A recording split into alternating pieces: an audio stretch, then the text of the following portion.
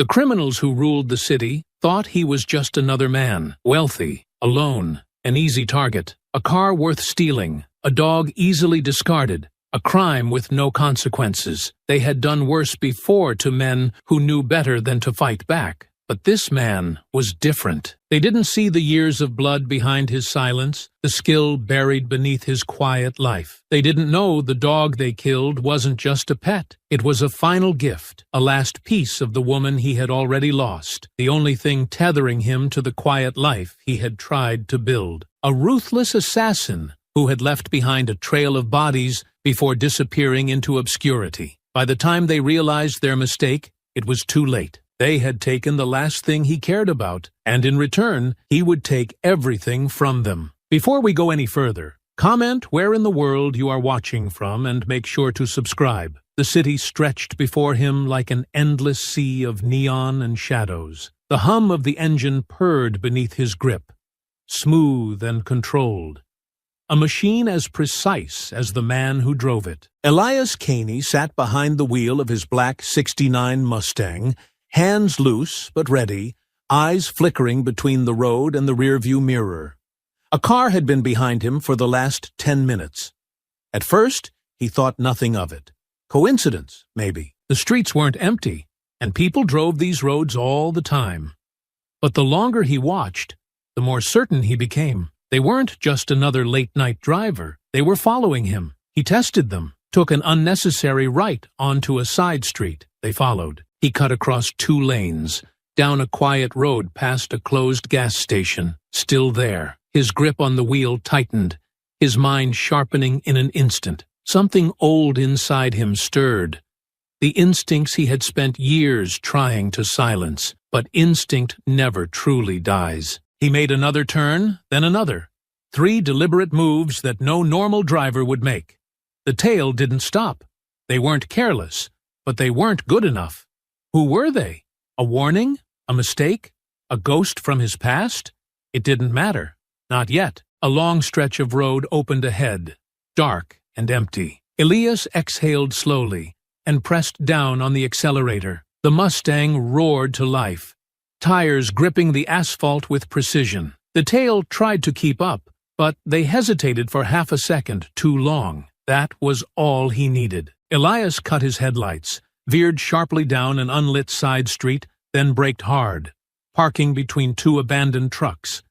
The following car sped past, their headlights searching, but the road ahead was empty. They were looking for a ghost. By the time they realized they had lost him, he was already watching them from the shadows. He stayed there for a long moment, listening to his own breath, listening to the silence. Then, without a word, he put the car back in gear and drove home. But the feeling lingered. He had lost them tonight. But they would be back. The drive home should have been nothing more than a quiet return to solitude.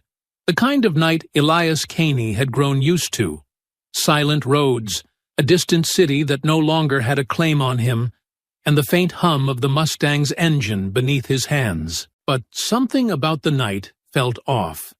Not in a way that could be seen or measured, but in the way a seasoned predator knows when the air shifts, when the weight of unseen eyes lingers a second too long. He had lost the tail back in the city, but experience told him that didn't mean he was alone. Pulling into the gravel driveway, he let the headlights wash over the cabin, his gaze sweeping across the tree line before cutting the engine. The dog was already on the porch, ears perked, eyes sharp. He had always been like that, attuned to things before Elias even noticed them. It wasn't paranoia. It was survival. Elias stepped out of the car, boots crunching against the gravel, and as he moved toward the house, the dog trotted to his side, brushing against his leg, warm and alive. It was routine, familiar, but tonight, familiarity did little to ease the weight pressing against his ribs. The moment he stepped inside, he knew it wasn't one thing, it was everything. The way the air inside felt different, the way the scent of the room had shifted ever so slightly, the almost imperceptible sound of someone exhaling too quietly in the dark. His movements remained casual, deliberate. He shut the door behind him, locked it, then set his keys on the counter. The dog followed him in, but it was no longer wagging its tail. A voice broke the silence. Damn, this really is a nice place. Elias didn't turn immediately. He exhaled slowly, reaching toward the wooden counter, fingers brushing against the handle of a knife he always kept tucked just beneath the edge. The voice was young, arrogant, someone who had never faced real consequences. Bet it cost a fortune. Elias turned, finally letting his gaze settle on the source. 3 men stood near the hallway, dressed in leather jackets and dark jeans, their postures too casual for someone standing in another man's home. The one in the center, clearly the leader, looked around as if appraising the cabin, eyes drifting over the furniture, the shelves, before finally landing on Elias. I saw your car out front, the man continued smirking. Gotta say, I wasn't expecting some old guy. Elias studied him, the pieces already falling into place. He wasn't here for a job. He wasn't some trained professional sent with a purpose. He was just a thief, a reckless, entitled kid who saw something he wanted and assumed he could take it. Keys, the man said, extending a hand. Now. Elias didn't move, didn't blink. He simply stared. And for the first time, he saw something shift in the younger man's expression. Not fear, not yet, but a hesitation. As if he had expected compliance and wasn't sure what to do when he didn't get it. That's not going to happen, Elias said, voice steady, calm. One of the men beside the leader let out a scoff. Come on, man. Don't make this difficult. Elias didn't answer. The leader, Luca, if Elias had to guess from the way the other 2 looked at him, tilted his head slightly, considering him. Look, I'm trying to be nice here. I could have just walked in, taken what I wanted, and been gone before you even noticed. But I'm giving you a chance to just hand it over. So, let's not be stupid, all right? Elias exhaled slowly, shifting slightly so his hand was within reach of the knife beneath the counter. You don't belong here, he said. You don't know what you're doing. Luca's smirk widened, but there was something forced about it now. Oh, I think I know exactly what I'm doing. You, on the other hand, don't seem to get what's happening here. That car outside, it's mine now. You give me the keys, and this all stays nice and easy. The dog growled, stepping forward slightly, muscles tensing. Luca glanced down at it, then rolled his eyes. Seriously? You're gonna act tough with your little mutt? Elias didn't move. His heart beat steadily, slow even. He had spent years leaving this world behind, years choosing peace over the things that had once defined him. But he wasn't sure if peace had ever truly belonged to men like him. Luca sighed, shaking his head as if disappointed. I was trying to be nice, he muttered, then reached into his jacket, pulling out a pistol, letting it hang loosely at his side, his grip too relaxed, his finger not even on the trigger. An amateur. He pointed the gun toward Elias, but the moment he did, the dog took another step forward, growling deeper now, the fur along its spine bristling. Luca's expression darkened. Oh, for foo. He raised the gun slightly.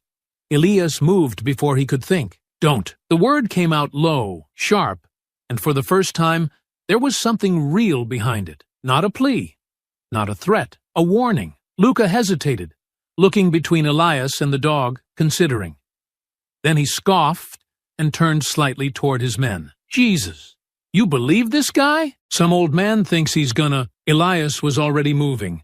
His hand closed around the knife beneath the counter, grip firm, motion fluid. He didn't hesitate, didn't stop to second guess. He stepped forward, blade flashing. A fist collided with his side. He hadn't seen the third man move. Not fast, but faster than expected, just enough to throw off his momentum. The impact knocked him slightly off balance, and in that split second, the other man grabbed his wrist, twisting it, forcing the knife free. The mistake cost them, because Elias didn't need a weapon. He drove an elbow into the man's throat, feeling the air rush from his lungs before twisting free of the grip and slamming a fist into his ribs. The man staggered, but the others were already moving. The fight had begun. The moment Elias struck, the fragile illusion of control shattered. The man he had elbowed in the throat staggered backward, gasping for breath. But the others reacted quickly, faster than he had expected, though not fast enough. Luca's men weren't professionals, but they weren't completely incompetent either. They had numbers, and that made them bold. One lunged for him, reaching for a hold, but Elias twisted out of the grip, grabbing the man's wrist and using his momentum against him, slamming him into the wooden table with enough force to rattle everything on it. The second man was already coming in from the side, and Elias barely turned in time to absorb the hit, a wild, untrained punch aimed at his ribs. Not precise, not clean, but heavy. Pain flared through his side, a sharp reminder that he wasn't the man he had been years ago, that time had its own way of keeping score. But pain wasn't an obstacle. It was just a signal, something to register and move past. He shifted with the blow instead of resisting it, using the motion to angle himself away from a second strike. The man overextended, off balance for just a moment, and that was all Elias needed. A sharp pivot, a step inside the man's reach, 1, 2 quick strikes to the solar plexus, then a sharp elbow upward, connecting with his jaw. The man reeled back, stunned, but there was no time to finish it. The third one was already moving, and before Elias could fully reset, he felt an arm loop around his throat. A chokehold, sloppy, rushed, but strong. Elias reacted instantly, bringing his hands up to grip the arm, tucking his chin down to prevent the pressure from fully cutting off his airflow. He had seconds before it became a problem. The man behind him tightened his grip, trying to leverage his weight to drag him back, and for a brief moment, Elias's vision narrowed, the edges blurring, his muscles screaming against the hold. Then he shifted his stance, adjusting his footing, bending his knees just enough to find leverage, and with a sudden burst of force, he slammed the back of his head into the man's nose. The impact was solid. Bone cracking, a grunt of pain, and the grip loosened just enough for Elias to drop his weight, twist free, and drive an elbow into his ribs. The man folded inward from the pain, and Elias didn't hesitate. A precise strike to the side of the head, another to the throat, and he was out. That left the last one standing, the one who had gotten in the first hit. The man had regained his footing, a switchblade in hand now, holding it with the kind of misplaced confidence that told Elias he had used it before, but never against someone like him. Luca was still near the door, watching, silent now, the smirk gone, replaced with something colder. Elias could see the calculations running through his mind, the way his fingers flexed near the gun at his side, the way his stance shifted. He was realizing too late that this had never been a fair fight. Elias turned his attention back to the last man. The knife slashed forward, fast, aimed for his midsection. Elias sidestepped, the blade slicing through empty air, then stepped back in before the man could reset, grabbing his wrist and twisting it sharply. The knife clattered to the ground, and Elias struck. One sharp blow to the throat, another to the knee, and as the man buckled, a final strike to the back of the skull. The cabin was silent now, save for the ragged breathing of the men on the floor. Luca was still standing, but he wasn't smiling anymore. Elias turned toward him, his breath steady despite the fight, his body still poised, still ready, because he had seen it in Luca's expression, the flicker of realization, the weight of it settling in his bones. He wasn't a fighter. He wasn't even a leader. He was just another entitled, reckless boy who had never known what it was to be truly outmatched. "You're not just some guy," Luca murmured, and there was something new in his voice now, something Elias recognized. Hesitation. It was almost funny. He had walked into this house believing himself untouchable. Now he was looking for a way out. Elias took a slow step forward, and that was all it took. Luca reached for his gun, fumbled with it for half a second too long, and turned sharply toward the door. The plan had changed. This wasn't about taking the car anymore. This was about getting out of there alive. But before he ran, He did something Elias hadn't expected. A single shot rang out, sharp, deafening. Elias's entire world shifted in an instant. The dog had been moving toward Luca, instinctively protective, ready to lunge, to do whatever it took to keep its owner safe. The shot caught it in the chest. The body hit the floor. Everything else disappeared. Luca didn't stop to see what happened. He was already moving, already running. The cabin door flew open, his boots hitting the dirt outside as he scrambled toward the Mustang. The sound of the engine roaring to life barely registered in Elias's ears, the weight of everything pressing into his ribs like a vice. He could have chased him. He could have torn him from the driver's seat. Could have ended this right here, but his feet refused to move. The sound of tires kicking up gravel.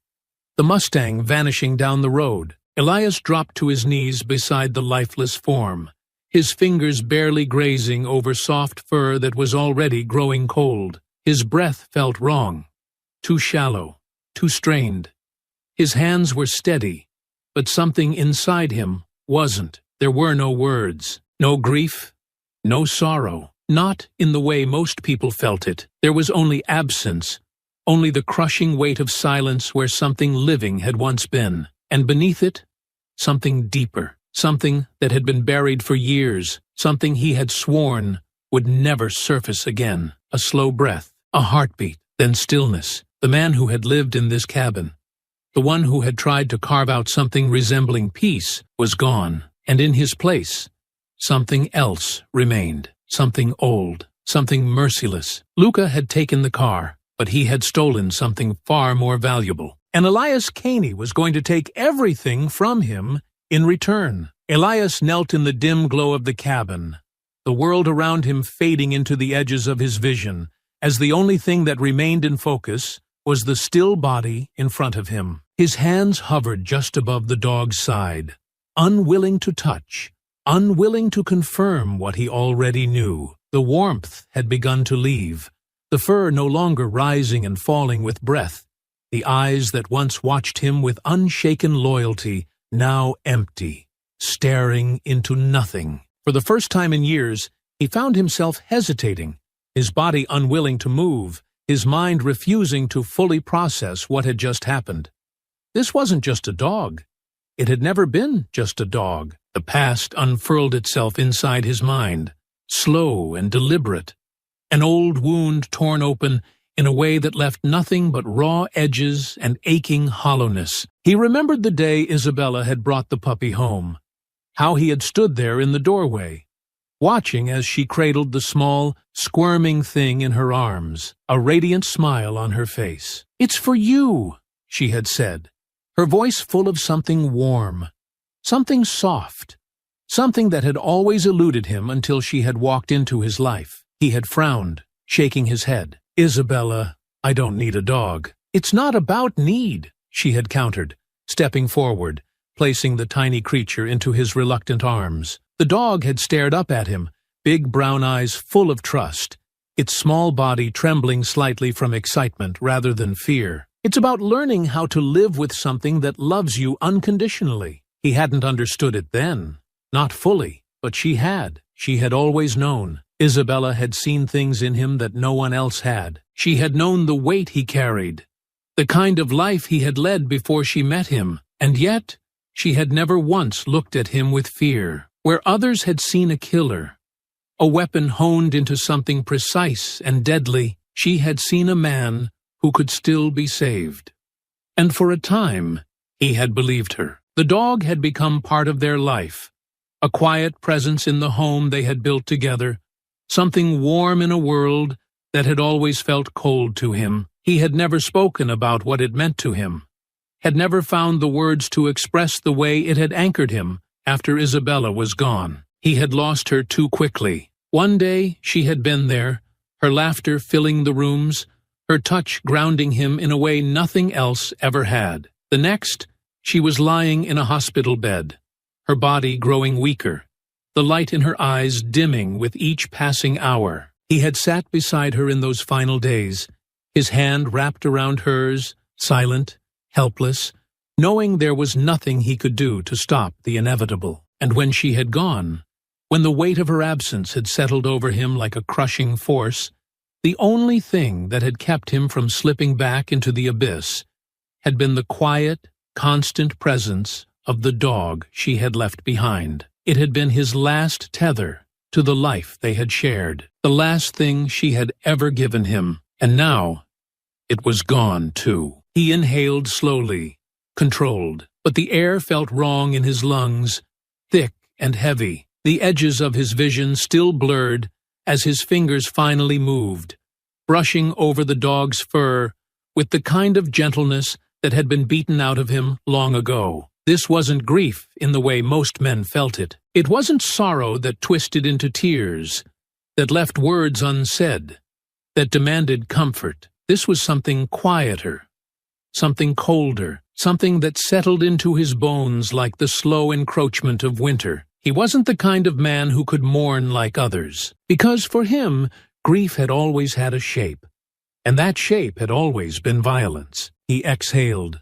slow and measured, his gaze lifting slightly, settling on the faint smear of blood across the wooden floor, the last remnants of the struggle, the last trace of the men who had stepped into his home, believing they had the power to take something from him. They had made a mistake. Luca had made a mistake. Elias moved with a deliberate slowness, standing, his body heavy, but his mind sharpening into something cold, something lethal. The hesitation, the stillness, it was gone now, replaced by something far more familiar. He crossed the room, stepping over the bodies of the men who had fallen in the fight, paying them no mind, because they had never been the ones who mattered. They had only been obstacles, minor inconveniences in the grander scope of what was coming next. Luca had left him no choice. He made his way to the hidden compartment beneath the floor, pressing his fingers against the nearly invisible seam. The wood gave way beneath his touch, the panel shifting, revealing the case inside. He lifted it, the weight of it familiar. The past coiled tightly in his hands as he unclasped the metal locks and pulled it open. The weapons inside gleamed under the dim light, meticulously maintained despite the years, because he had always known, deep down, that peace had never been his to keep. He reached for the gun first, the weight of it settling into his palm like an old friend. Then the extra magazines, the knife, the tools of a life he had once sworn he would never return to. He had tried to walk away. He had tried to be something else, something better. But men like him weren't made for peace. Luca had stolen his car, but that wasn't the crime. The crime was taking the last thing that had mattered, the last piece of Isabella's world that had still existed beside him. And for that, Elias Caney was going to take everything from him. He slid the gun into its holster, securing the knives, his movements methodical, precise, a man stepping back into the only world he had ever truly belonged to. Tomorrow, he would find the first name. By the end of the week, Luca's men would be gone, and soon Luca himself would understand what it meant to be hunted. The city at night was a different thing entirely, alive in ways that daylight could never reveal. Its streets filled with those who thrived in the dark, who made their business in whispered conversations and quiet transactions. Elias moved through it with the ease of a man who had never truly left, even after all these years, even after swearing he would never step back into this world. But oaths meant nothing when the past refused to stay buried. Luca Salieri. The name meant nothing to him. The kid had been in his home, standing there like he owned the place, cocky, entitled, believing that just because he had a gun and men at his back, he was untouchable. But Elias didn't recognize him. That was unusual. Elias had known the names of every man worth knowing in this city back when he was part of it. Who they worked for, how they moved, how long they would last before they ended up dead. But this, a nobody with a famous last name, that meant one of two things. Either he was a new player, or he was someone's problem that had been kept quiet for too long. And if there was one thing Elias had learned in his time walking among killers, it was that There was always someone who knew more than they should. The bar was exactly the kind of place where that knowledge lived. Old, quiet, tucked into the forgotten corners of the city, where men sat in booths that no one looked into, where deals were made under the pretense of casual conversation. Elias hadn't been here in years, but nothing about it had changed. And neither had the man behind the counter, Marcus Vale. He had been Elias's contact for years, back when Elias's work had demanded information, back when knowing the right things at the right time had been the difference between walking away and bleeding out in an alley. Marcus wasn't an informant in the traditional sense. He was just a man who made it his business to know everything, and more importantly, to know who needed to hear it. Tonight, Elias needed to hear it. He stepped inside, letting the door swing shut behind him, his presence drawing only a few glances before the other patrons returned to their drinks. Marcus was at the bar, wiping down a glass with the same detached patience he had always carried, as if nothing in the world could surprise him. But when he looked up and saw Elias standing there, something flickered across his face, something between recognition and wariness. "Well," Marcus muttered, setting the glass down. "Didn't think I'd be seeing you again." Elias pulled out a stool, settling onto it without a word. Marcus studied him for a moment, then sighed, reaching for a bottle and pouring 2 glasses without needing to ask. "I'm guessing this ain't a social call." Elias picked up the glass, letting the weight of it settle in his hand before speaking. "I need a name." Marcus smirked faintly, shaking his head. "You always do." He leaned against the counter, studying him. "But I get the feeling this one's personal." Elias exhaled through his nose, taking a sip before setting the glass down. "Luca Salieri. Tell me about him." Marcus's expression didn't change, but Elias knew him too well to miss the subtle shift in his posture. "Huh," Marcus murmured, reaching for his own glass. "That's a name I didn't think I'd hear coming out of your mouth." Elias waited. Marcus took a slow sip, then set the glass down with a quiet clink. "Kid's the son of Victor Salieri. You remember Victor?" Elias nodded once. Marcus let out a short breath. "Yeah, well, the old man used to be sharper, smarter, ran things clean, kept the blood off the streets as much as he could. But Luca? He's different. Grew up in his father's shadow. But he doesn't have the discipline, doesn't have the instincts, thinks he can do whatever he wants, just because of who his father is. Victor's tried to keep him out of real trouble, but you know how that goes." Elias did know. Men like Luca never lasted long. They made enemies too quickly, trusted the wrong people, thought they were untouchable until the world proved them wrong. And now the world was about to prove it. "Why are you asking?" Marcus asked after a beat, his gaze sharper now.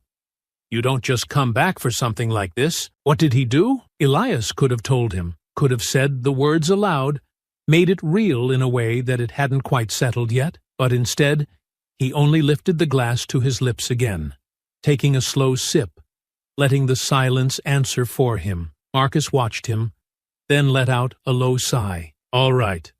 He leaned in slightly, lowering his voice. "Word is, Luca's hiding out at the docks. His father set him up with a safe house after he pulled something reckless a couple nights ago. I don't know what, and I don't think Victor does either, because if he did, that kid would already be dead." Elias set his glass down, rolling his wrist slightly, letting the information settle. "You're not gonna let this go, are you?" Marcus asked. Though he already knew the answer, Elias met his gaze. "No." Marcus exhaled, shaking his head. "Then I hope you're ready for what's coming." Elias pushed the glass forward slightly, a silent acknowledgement, then stood. He had what he needed. The first step in the hunt was always knowing where to start, and now he did. The safe house was built for discretion, tucked away in the quiet outskirts of the docks, where rusting shipping containers and forgotten warehouses kept secrets better than men ever could. It was the kind of place designed to make someone disappear, to exist just outside the city's gaze, where names didn't matter, and the only thing that did was the ability to stay unseen. Victor Salieri had chosen it carefully. He had used it before, on the rare occasions when things had needed to be kept away from prying eyes, when men had crossed the wrong lines, when debts had to be collected without the spectacle of the city watching. But tonight, as his car rolled to a stop outside, gravel crunching under the tires, he felt something unfamiliar creeping under his skin. Something he hadn't felt in years. Dread. The air was thick with it, the kind that settled into a man's bones before his mind had fully caught up with why. He knew, without needing to be told, that something was wrong. His driver stepped out first, scanning the perimeter, but there would be nothing to see. If there had been a threat, it wouldn't be waiting outside.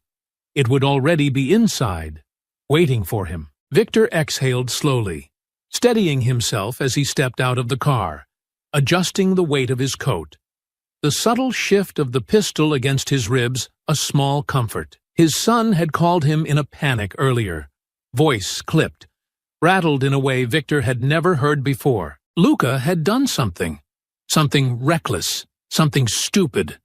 And now he was holed up here, waiting for his father to fix whatever mess he had made. That was how it had always been. He entered without knocking, the air inside thick with cigarette smoke, the remnants of cheap whiskey lingering in the air. Luca was sitting at the small kitchen table, a half-empty glass in front of him, a bottle near his elbow. He didn't look up when Victor stepped inside, but the way his fingers curled slightly around the edge of the table told Victor everything he needed to know. "Tell me," Victor said, his voice even, measured, but carrying the weight of expectation. Luca exhaled sharply through his nose, rubbing a hand over his face, before finally looking up. "It was nothing.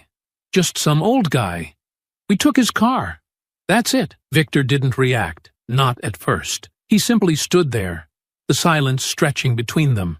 Waiting. Luca shifted uncomfortably. "He got in the way, all right? I told him to give me the keys, he wouldn't. So, we handled it. That's it." The words were said so carelessly, so thoughtlessly, as if they had no weight, as if they meant nothing. Victor's gaze sharpened. "Handled it how?" Luca scoffed, shaking his head as if he couldn't believe he was being questioned about something so trivial. "We roughed him up, left him there, took the car." He hesitated, just briefly, before adding, "Shot his dog." Silence. A silence so complete, it felt like the room itself had stopped breathing. Victor's expression didn't change, but something in the air did. Something heavy. Luca frowned, shifting in his chair. "What?" Victor didn't answer. He turned slightly, his hands bracing against the counter, his head lowering just a fraction as if he were trying to ground himself. Luca let out a short, nervous laugh. "What, Dad? Why are you—" "Say it again," Victor murmured, his voice quieter now, but sharper, like glass waiting to break. Luca blinked. "What?" Victor turned then, his eyes locking onto his son's, something in them so distant, so cold, that for the first time in his life, Luca felt a flicker of something he had never associated with his father. Fear. "Whose car?" Victor asked, his voice barely more than a whisper. Luca hesitated. Whose car did you take?" Luca swallowed, his confidence cracking. Something shifting in his gut now. Something uneasy. It was just some guy. Victor stared at him, silent, waiting. Luca's mouth felt dry. He cleared his throat. "Caney. Elias Caney." "I don't." Victor closed his eyes, and for a moment there was nothing. No sound, no movement, just the weight of that name hanging in the air, suffocating, pressing into the space between them with the force of something unstoppable. Then Victor exhaled, slow, measured, as if steadying himself against something too large to contain. "You." He opened his eyes, and when he looked at Luca again, there was no anger there, no fury, just acceptance, a slow shake of his head. "You shot his dog?" Luca flinched, his back pressing slightly against the chair. Yeah, but it was just a—" Victor didn't let him finish. He turned, bracing himself against the counter again, his fingers pressing into the worn surface, his breath slow, deliberate. "Luca," he said, his voice quiet, empty in a way that was somehow worse than shouting. "Do you have any idea what you've done?" Luca let out a nervous laugh. Jesus, Dad, it was a dog, not— Victor turned sharply, his voice rising for the first time. Not just a dog. Luca froze. Victor took a step forward, his face unreadable, his voice calmer now but no less sharp. Do you know who Elias Caney is? Luca swallowed. Some nobody who— No. Victor cut him off, shaking his head, his voice softer now, but full of something heavy. No, he is not a nobody. He is a man that you do not cross. He is a man that you do not steal from, and he is a man you do not take from. Because when you do, he doesn't just come for you, he erases you. Luca's mouth opened, but no words came out. Victor exhaled, stepping back, rubbing a hand over his face. God, help us. And for the first time in decades, Victor Salieri felt true fear. Luca sat there, the weight of those words pressing into his chest, but his pride wouldn't let him acknowledge it. Not yet, he scoffed, shaking his head, trying to brush off the creeping unease that had begun to settle in his bones. Dad, you're overreacting. The guy was just— Shut up. The words weren't loud, but they cut through the air like a blade. Luca felt his jaw tighten instinctively, his mouth clamping shut, because something about the way his father had said it, the complete lack of anger, the sheer weight of it, told him that this wasn't like before. Victor wasn't mad. Victor was terrified. He turned slowly, gripping the back of one of the wooden chairs, his knuckles white against the surface, his breathing measured but forced, as if he were trying to keep something worse from slipping out. He didn't look at Luca right away. He just spoke, his voice quieter now, controlled, but no less sharp. You were inside his house. Luca shifted in his seat, uncomfortable now, in a way he didn't quite understand. Yeah, and what did he do? Luca let out a short, humorless laugh, rubbing his hands over his jeans. Nothing. That's what I've been trying to tell you. He just sat there. I told him to give me the keys, he didn't, so we put him down. Simple. Took the car, left him there. I mean, yeah, he got a couple good hits in when things got rough, but come on, he was just some washed-up old— The slap came fast. Not a wild, angry strike, but something deliberate, controlled. A statement. Luca's head snapped to the side, his jaw burning from the impact, his breath catching in his throat. He blinked, stunned, his hand instinctively moving up to his face as he slowly turned back to his father, his mind barely able to process what had just happened. Victor's voice was even. You mean to tell me that you stood in front of Elias Caney, beat him in his own home, stole from him, killed his dog, and left him alive? Luca clenched his jaw, still feeling the sting. Yeah, and? Victor let out a quiet, humorless chuckle, shaking his head slightly. And now, 3 of my men are dead. Luca's breath hitched just slightly, his body tensing. Victor tilted his head, watching his son's expression shift. Didn't know that, did you? He let the words settle for a moment, then stepped forward, lowering his voice. They found them tonight, scattered across the city. 2 in an alley, another one in his own apartment. No signs of struggle, no screams, just gone. Luca swallowed. That— He hesitated, forcing a nervous chuckle. That could have been anybody. Victor's expression didn't change. No, Luca. It couldn't. Luca shifted in his seat, his bravado slipping further. He thought back to that night, to the way Elias had just stared at him, the calm, unshaken way he had sat there, as if he was waiting for something.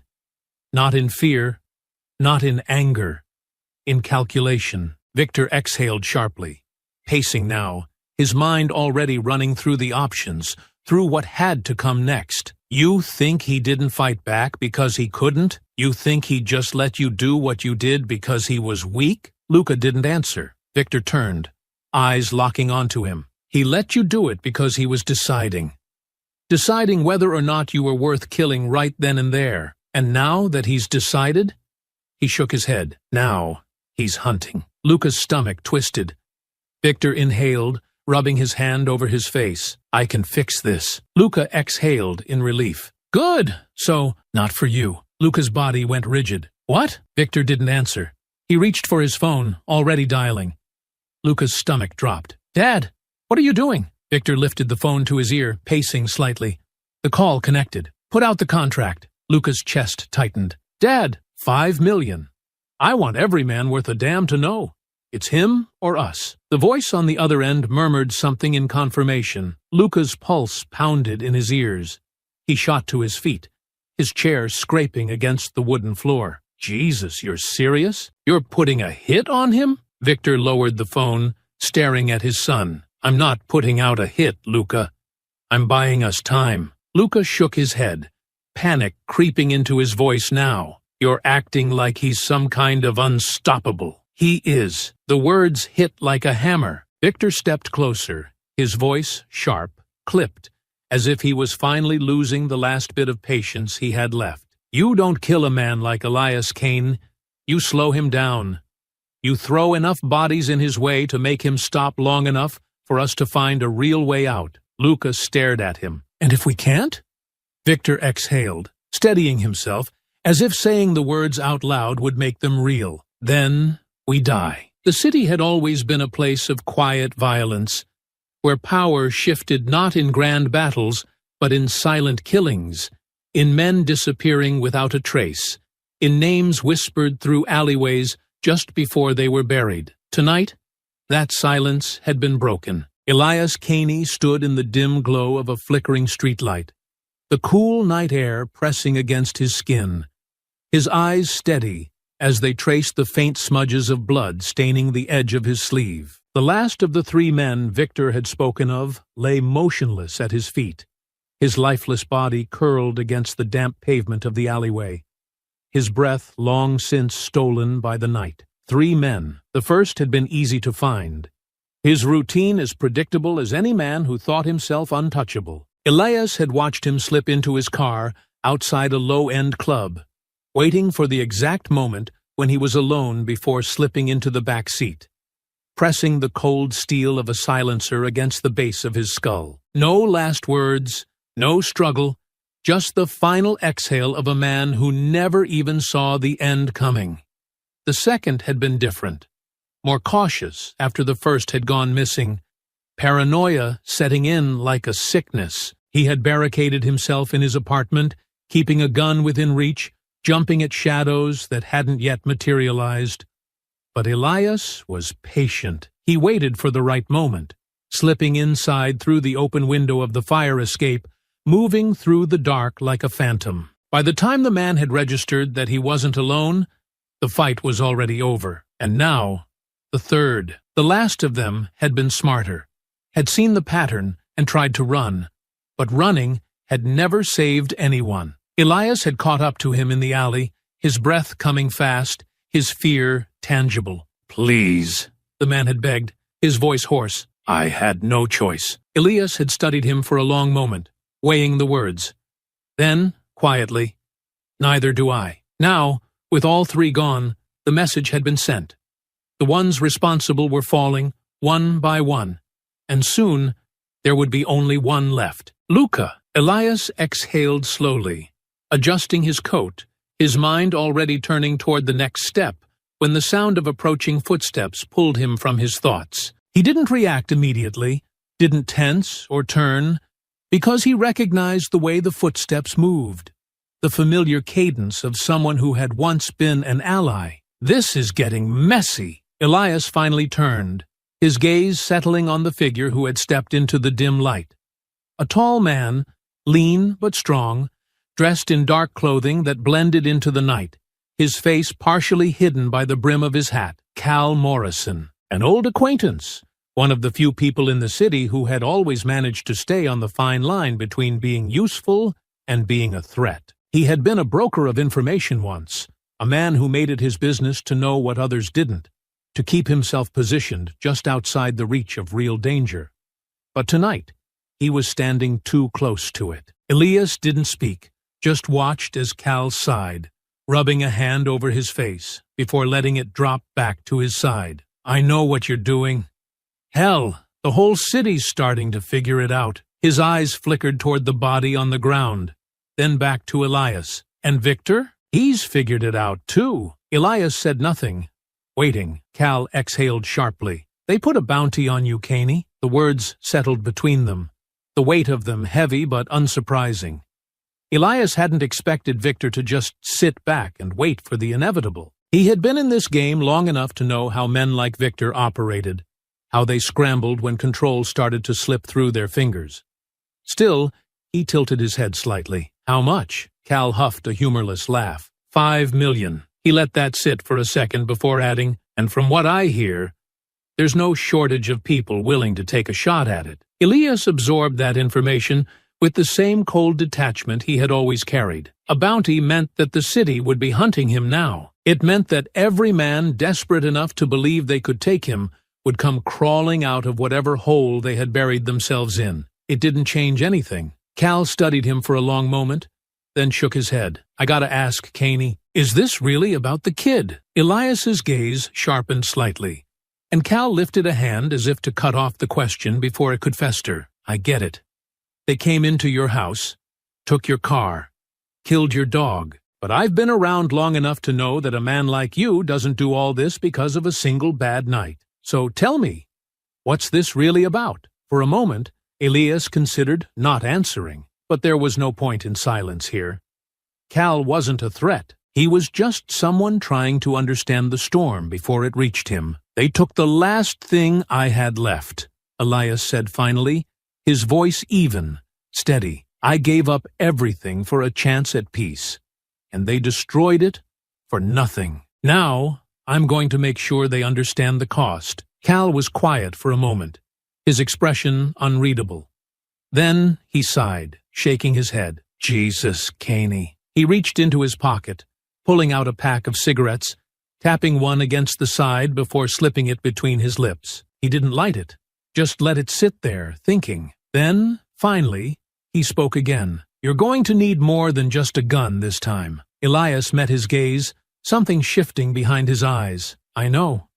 Cal hesitated, then nodded slightly. I can get you supplies, locations, but after that, he exhaled. We never spoke. Elias gave a slow nod. Understood. Without another word, he turned, moving toward the shadows, the weight of the bounty already settling across the city like an omen. Tomorrow, they would come for him, and tomorrow, the first of them would fall. The city moved differently when men were hunting. There was a shift in the air, a weight that pressed against the streets, carried in the way conversations quieted when certain names were spoken, in the way shadows seemed to stretch just a little longer. Elias Caney could feel it, the pull of something inevitable, the slow tightening of the noose that had been set for him. He had expected the bounty. Victor Salieri was many things, calculating, ruthless, careful, but he was not a man who allowed chaos to fester in his world without trying to cut it out. A contract like this was never meant to be about killing Elias. It was about stalling him, about throwing enough bodies in his path to slow him down, to buy Victor time to find a way out of the storm that was already coming for him. But Victor had underestimated one thing. Elias wasn't slowing down. He sat in the dim motel room, the hum of a distant freeway vibrating against the thin walls, his hands moving with quiet precision as he checked the weight of his pistol, slipping the suppressor into place before tucking it into the holster beneath his coat. He had felt the shift the moment the bounty had gone out, had seen the change in the faces of the men he passed on the street, the way their eyes lingered just a second too long, calculating, considering. They were already here, 6 of them, moving like they had a plan, believing, wrongly, that because they had numbers, they had control. They had been careful, staying just out of sight, watching, waiting for the right moment, unaware that their moment had already passed. Elias pushed back from the table, standing, rolling his shoulders as he exhaled slowly, letting the weight of what was about to happen settle over him. Outside, the night carried on as it always had. Distant sirens wailing, neon signs flickering against rain-slick pavement, the low hum of music bleeding through the alleyways. The city didn't care about what was coming. It never did. He stepped out onto the street, moving with the kind of ease that came from knowing exactly how this would play out. He wasn't rushing. He wasn't hiding. He was waiting, and they came to him. The first was sloppy. He tried to be subtle, slipping into Elias's peripheral as if he were just another pedestrian, but his footsteps were too deliberate, his posture too controlled. Elias didn't look at him, didn't acknowledge him, just listened to the way his breathing hitched when the others began to close in, boxing him in toward an empty alley. They thought they were leading him somewhere. They thought they were in control. Elias let them believe it. He stepped into the alley, slowing just slightly as the sounds of the city faded behind him. The hum of life disappearing into something quieter, something more intimate. Footsteps echoed behind him, then to the side, then ahead. They had him surrounded. Elias stopped. For a moment, nothing happened. Then the leader stepped forward, a man with a scar across his cheek and too much confidence in his eyes, the kind of man who had killed before, but had never known what it meant to fight. He smirked, tilting his head slightly, his hands resting casually at his sides, too relaxed, too sure of himself. "You know why we're here." Elias lifted his gaze, meeting the man's eyes, saying nothing. The smirk widened. 5 million's a hell of a number. Makes a man wonder if he should just let himself get caught. Elias didn't answer. The man exhaled through his nose, nodding slightly. "Yeah, didn't think so." The first one moved, lunging forward, and that was all it took. Elias shifted, sidestepping smoothly, his hand snapping out to catch the man's wrist, twisting it sharply as a gun slipped from his grasp. A single, fluid motion sent the weapon skidding across the pavement as Elias drove his elbow into the man's ribs, feeling the breath leave his lungs in a sharp, broken gasp. The second was faster, coming in from the side, a knife flashing under the streetlights, but Elias was already moving. He ducked beneath the blade, stepping into the man's space before driving a knee into his stomach, sending him staggering back against the alley wall. The leader reacted next, pulling his gun, but Elias had closed the distance before the barrel could even lift. His hand shot out, grabbing the man's wrist, twisting it outward as he drove the muzzle into his own chest, forcing him off balance before slamming him against the brick with a sharp, calculated force. The others hesitated now. Elias could feel it, the hesitation creeping into their movements, the sudden realization that this was not the fight they had prepared for. The fourth man turned to run. Elias let him go. One survivor was enough. One man to carry the story, to spread the fear, to let them all know that this wasn't a man they could simply hunt. The leader gasped for breath against the wall, his hands shaking slightly as Elias pressed the weight of the gun against his ribs. "Tell them," Elias said, his voice quiet, even. "Tell them what you saw." The man swallowed hard, nodding stiffly, his pulse hammering beneath his skin. Elias stepped back, watching as the remaining men scrambled to pull themselves together, dragging their wounded as they disappeared into the night, the weight of their failure pressing into their backs. The city would know by morning. The first wave had come, and the first wave had fallen. Elias rolled his shoulders, adjusting his coat as he turned, stepping back into the streets as if nothing had happened at all.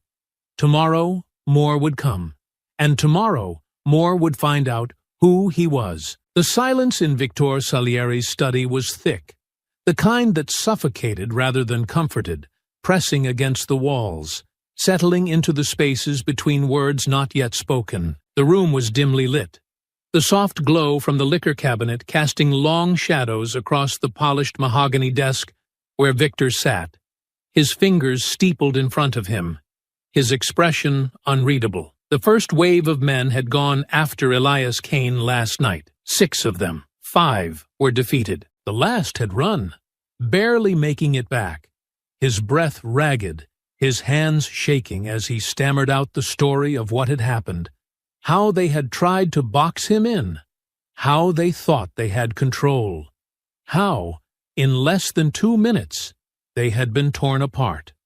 And now, the city knew. Victor inhaled slowly, listening to the quiet murmuring of his most trusted men standing across from him, their voices low, but laced with something they rarely carried, hesitation. Not outright fear, not yet, but something close enough. Luca sat off to the side, his fingers drumming against the armrest of the leather chair, his leg bouncing in barely concealed tension. He was trying to act as if this didn't affect him, his expression carefully blank. But Victor had known him too long to miss the cracks forming beneath the surface. "This isn't working," one of his men finally said, breaking the silence, his voice edged with controlled frustration. "We put the bounty out to slow him down, not to turn him into a ghost story.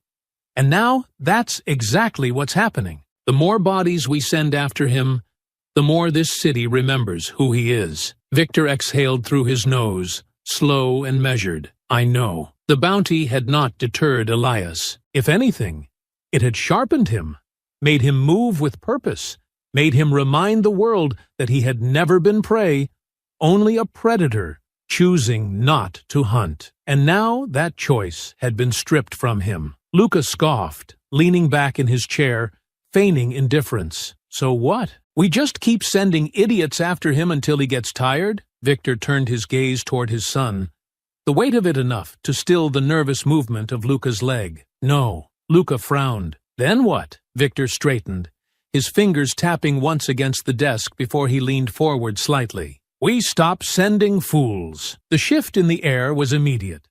The men standing before him stiffened slightly, their postures straightening, their attentiveness sharpening, because they understood exactly what he meant. The bounty had drawn out mercenaries, desperate men, opportunists looking for a quick payday, believing that Elias Caney was just another name on a contract, that he could be taken down with brute force and numbers alone. They had all been wrong. Now it was time for something else. Victor reached for his glass, swirling the amber liquid inside before taking a slow sip, his gaze never leaving the men before him. No more hired guns. No more desperate fools looking for a payday. We do this right. He set the glass down with deliberate care. "I'm sending in our own." A slow, creeping silence stretched across the room. Luca sat up slightly, his bravado faltering for just a second before he caught himself. "Wait, our guys? You mean?" Victor nodded. Luca let out a short laugh, though there was nothing amused about it. "Jesus, Dad, you're acting like we're at war." Victor's expression didn't change. "We are." Luca's lips parted slightly, but no words came. One of the men stepped forward slightly, his voice careful. "Which unit?" Victor studied him, then lifted a single finger. "The Wolves." Luca inhaled sharply, his composure cracking just slightly before he forced it back into place. "You're serious?" Victor didn't answer, but he didn't need to. The Wolves were his best. Not men who followed the same rules as the rest of his organization, not men who moved with the same caution or restraint. They were trained, methodical, former military and special forces, men whose loyalty had been earned through blood, men who didn't ask questions, only executed orders. They weren't just enforcers, they were hunters. And now they had a target. Luca forced another laugh, shaking his head as if trying to convince himself more than anyone else. "All right, sure, send them in. This guy's had his fun, but he's just one man. The Wolves will put him down fast." Victor's eyes flickered toward him. Luca met his gaze, but there was something there now. Something just beneath the surface.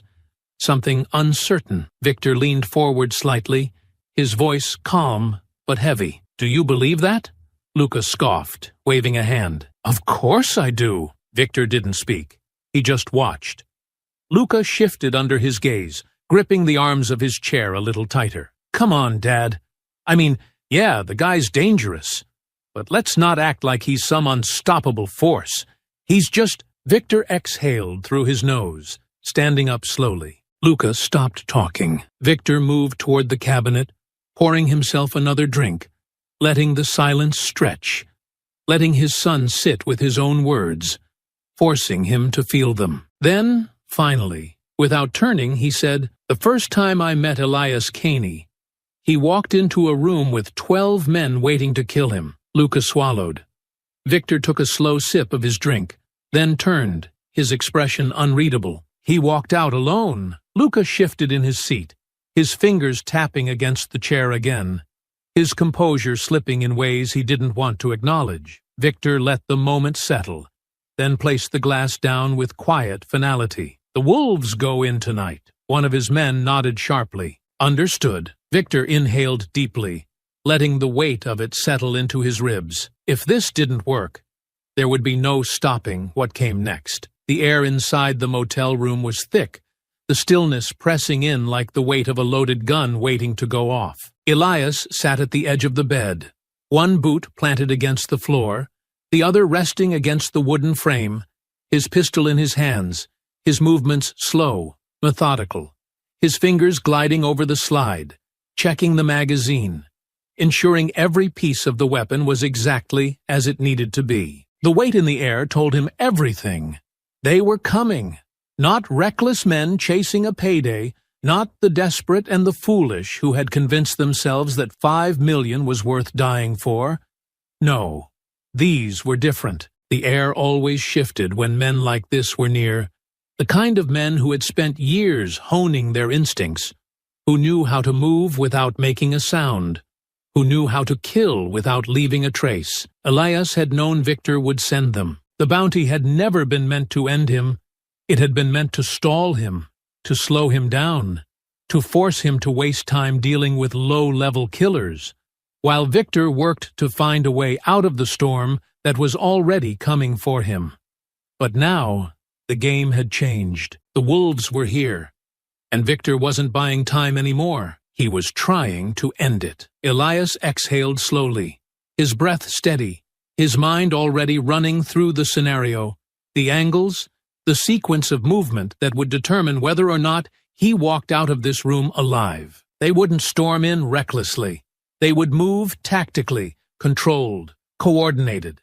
They would assume they had the advantage, assume he was waiting inside, sitting in cover, forced to react. That was their mistake. The first hit came fast. A sharp, sudden explosion as the door buckled inward. The force of the breaching charge sending a violent shockwave through the room, ripping through the cheap wooden frame, the impact enough to rattle the walls, to send a haze of dust and debris into the air. Elias barely had time to move before the first man was inside, his rifle raised, his movements precise, sweeping left, while the second came in behind him, covering the opposite side. Elias fired first. The silenced round slammed into the lead man's chest, staggering him just enough for Elias to push off the bed, driving his shoulder into the second, knocking him off balance, sending them both crashing into the flimsy dresser. A third man was already coming in, his gun raising, the muzzle flashing as a shot cracked through the room, pain searing across Elias's ribs as the bullet grazed him, a sharp, burning line tearing through the flesh just beneath his vest. No time to register it. The man he had tackled was already moving, his elbow driving into Elias's side, sending him stumbling back, just in time to see the first man recover, pulling a combat knife free from his belt. Close quarters. Fast.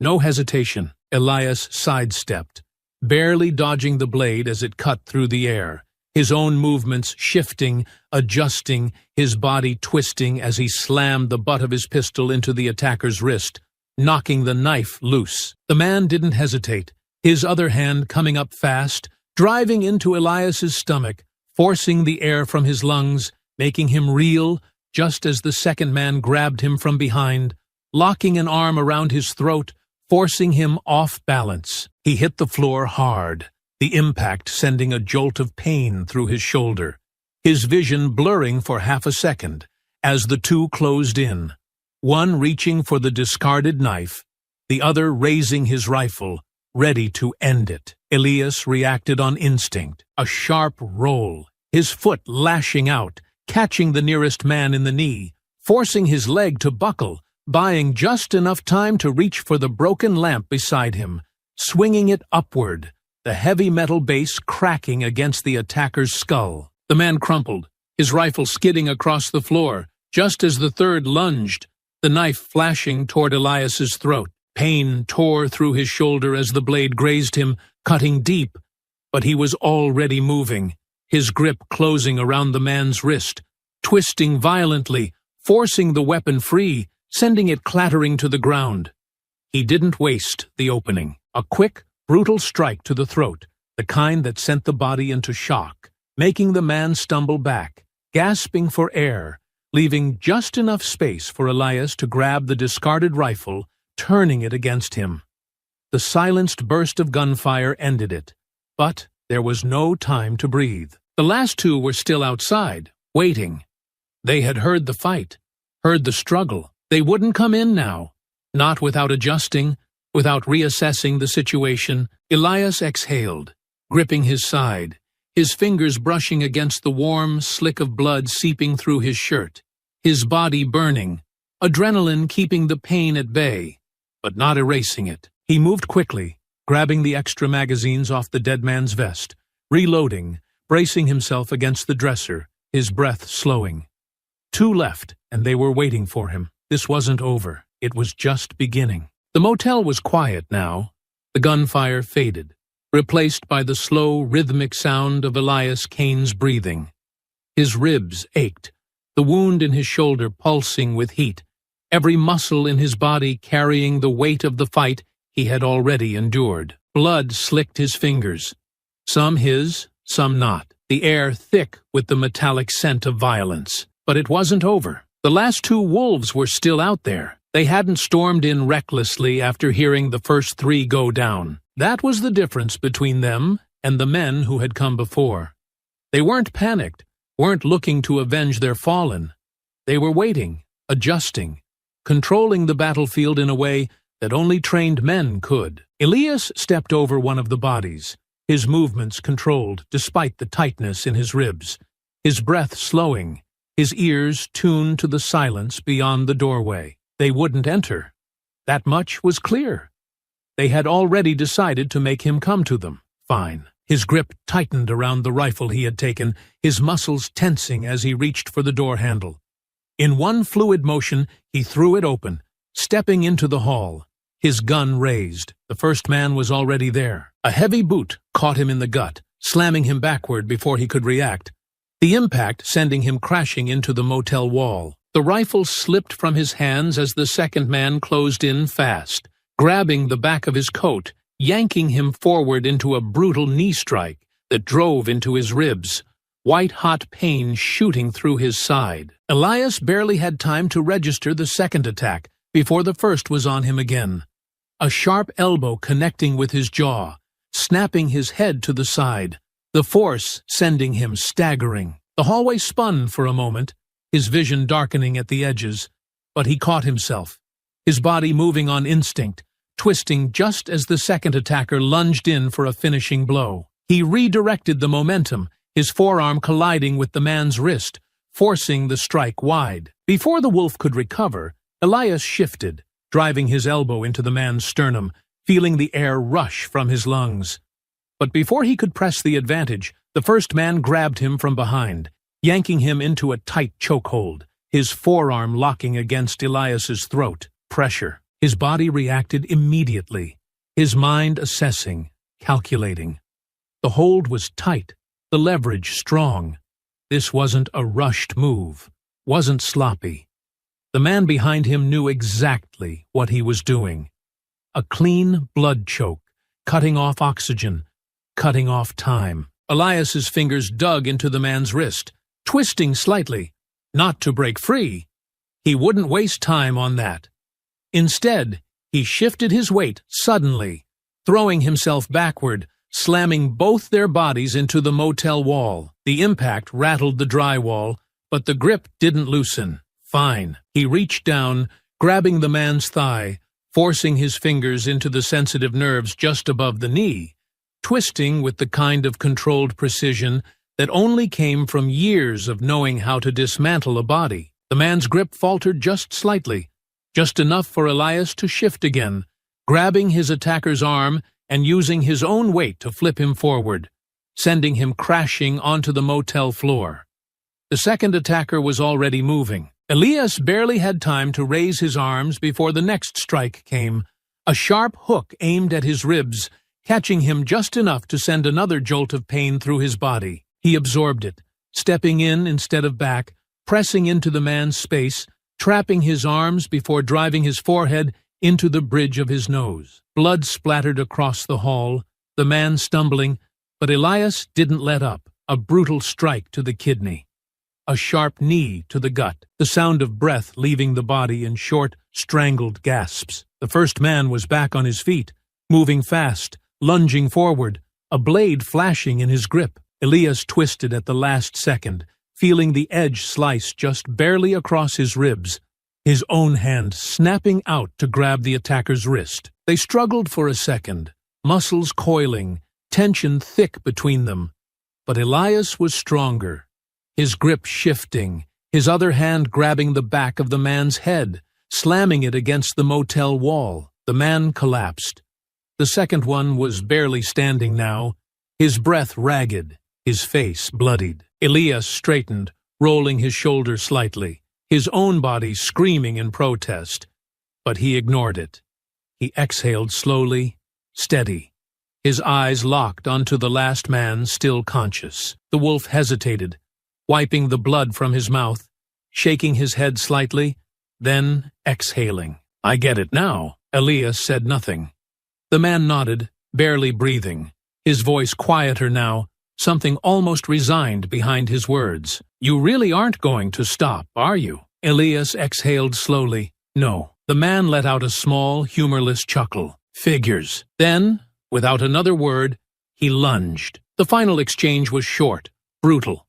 The sound of fists colliding with flesh, the snap of bone breaking, the heavy thud of a body hitting the floor for the last time. Silence. Elias stood there for a long moment, his breath measured, his ribs aching, his body still buzzing with the fading remnants of adrenaline. He ran a hand over his jaw, rolling his shoulders before stepping over the fallen.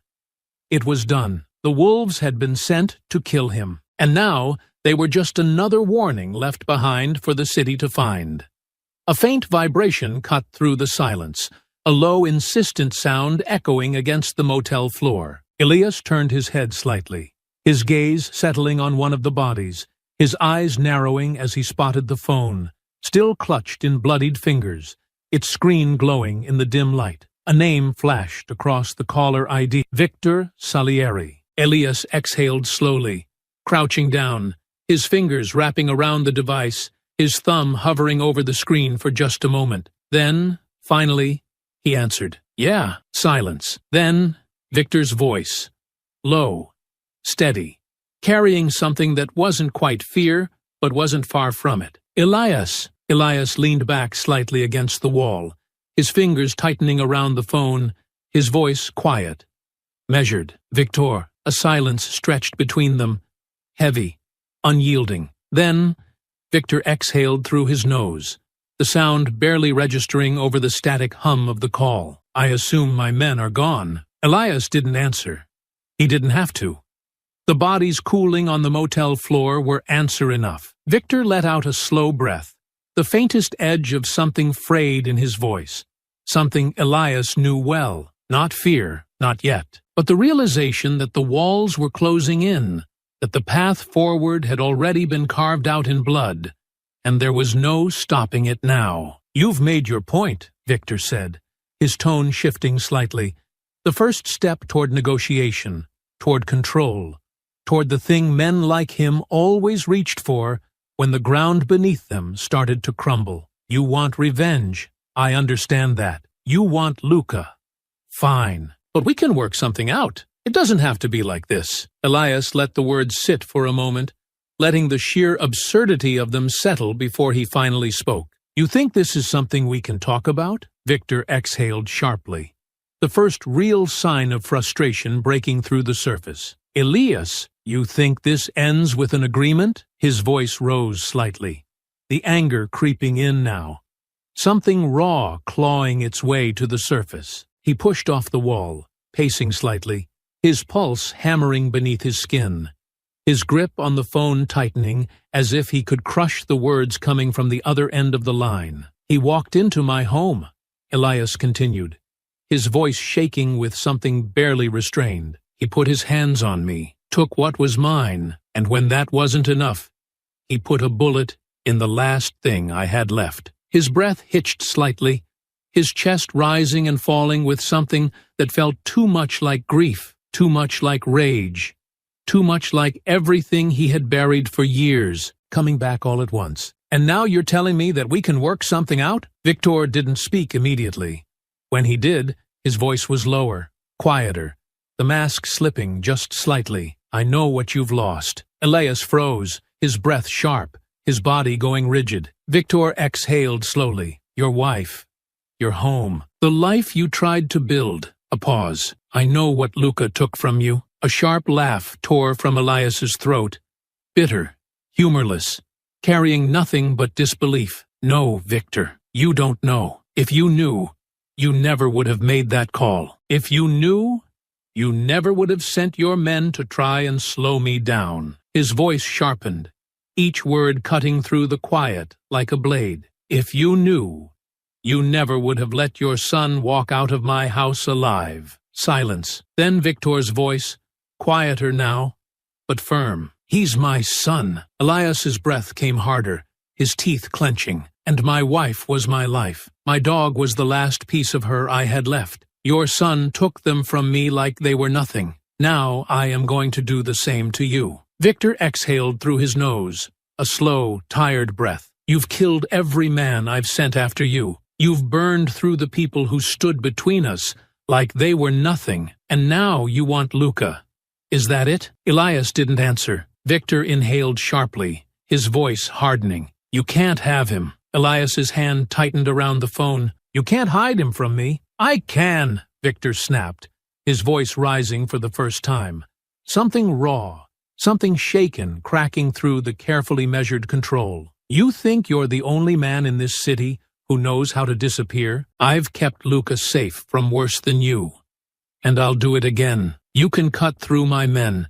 You can burn the whole city if you want to, but you will never touch my son." Elias's breath slowed, his body coiling, his voice dropping to something lower, something colder. "Then you don't understand what's coming." Victor let out a hollow laugh. "You think you're going to walk into my house, kill my son, and walk out?" Elias exhaled, his grip loosening just slightly, his head tilting as if considering. "I don't care if I walk out." Silence. Victor's breath caught, just slightly, just enough for Elias to hear it. Then his voice came back, quieter now, laced with something that almost sounded like regret. "There's nothing left of you, is there?" Elias closed his eyes, inhaling slowly, steadying himself, his pulse settling into something measured. Not anymore. The call went dead. Elias stood there for a long moment, the phone still clutched in his hand, his mind already pushing past the pain,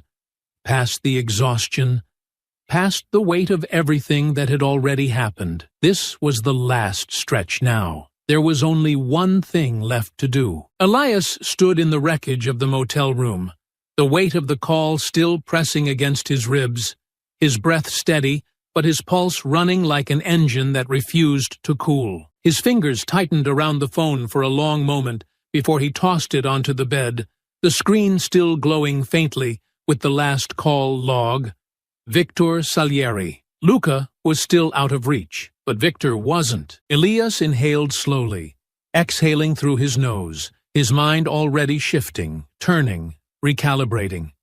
If Victor thought that hiding his son would save him, if he believed that keeping Luca buried under layers of security would keep the inevitable from coming, then he had made the wrong choice. Elias had spent years understanding the nature of men like Victor, how they built themselves into pillars of power, surrounding themselves with loyalists and infrastructure, convinced that their name alone would keep them untouchable. But no man was untouchable, not when you tore out the foundations beneath him. Elias's movements were slow, deliberate, his hands moving to the nearest body, searching through the man's gear, fingers brushing over magazines, knives, extra ammunition. He took what he needed, slipping a fresh magazine into his pistol, tucking a second into the inner pocket of his coat. His body ached, the bruises settling into his ribs,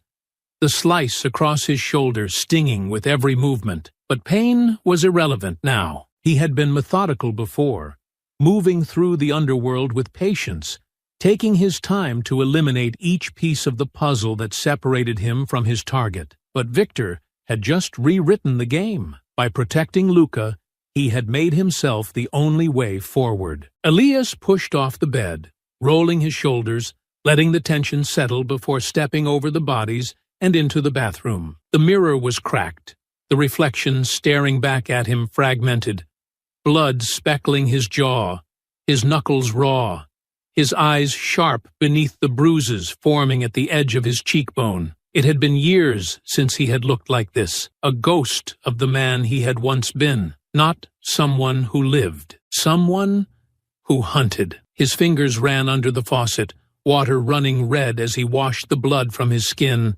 his mind already mapping out what came next. Victor would have tightened security, would have reinforced his properties, would have started moving assets, cutting off loose ends, preparing for the next inevitable wave of violence. But there was one thing Elias knew for certain. Victor Salieri wouldn't run, not yet. He was still playing this as if it were a war he could win, still believing that if he threw enough men, enough bullets, enough strategy at the problem, it would solve itself before it ever reached his doorstep. That was his mistake, because the problem had already passed his doorstep, and now it was coming inside. Elias dried his hands, rolling the tension from his shoulders as he stepped back into the room, his fingers already moving to his phone, pulling up the map in his mind before he dialed a number he hadn't used in years. It rang twice before a voice picked up,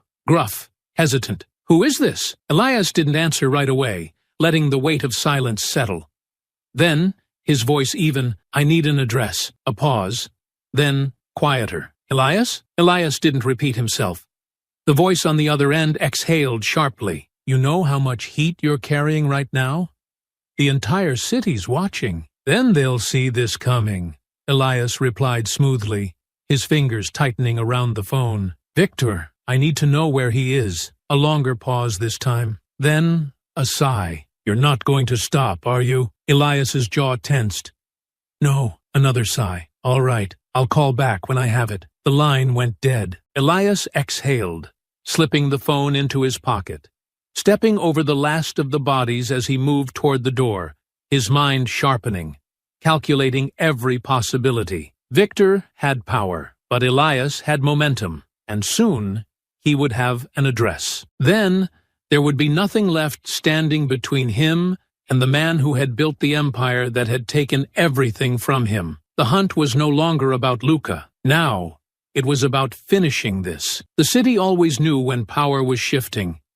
It was never loud, never an announcement or a declaration. It was something quieter, something that slipped into conversations, something that made men glance over their shoulders when they never had to before, something that turned cautious allies into hesitant enemies. Elias could feel it in the air as he moved through the streets, his body carrying the weight of the fight, his ribs aching, his shoulders stiff beneath the hastily wrapped bandages, but his focus sharper than ever. The motel was gone now, left behind like the bodies that had been cooling on the floor, the echoes of gunfire still lingering in the minds of those who had seen the aftermath. The wolves were gone.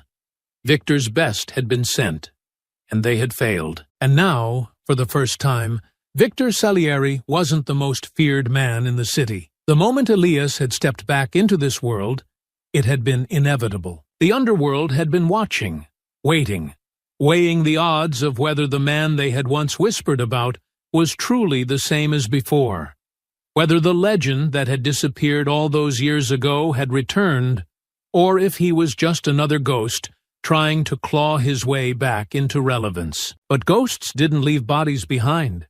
And now, the city understood. They weren't watching to see if Elias Caney would fall.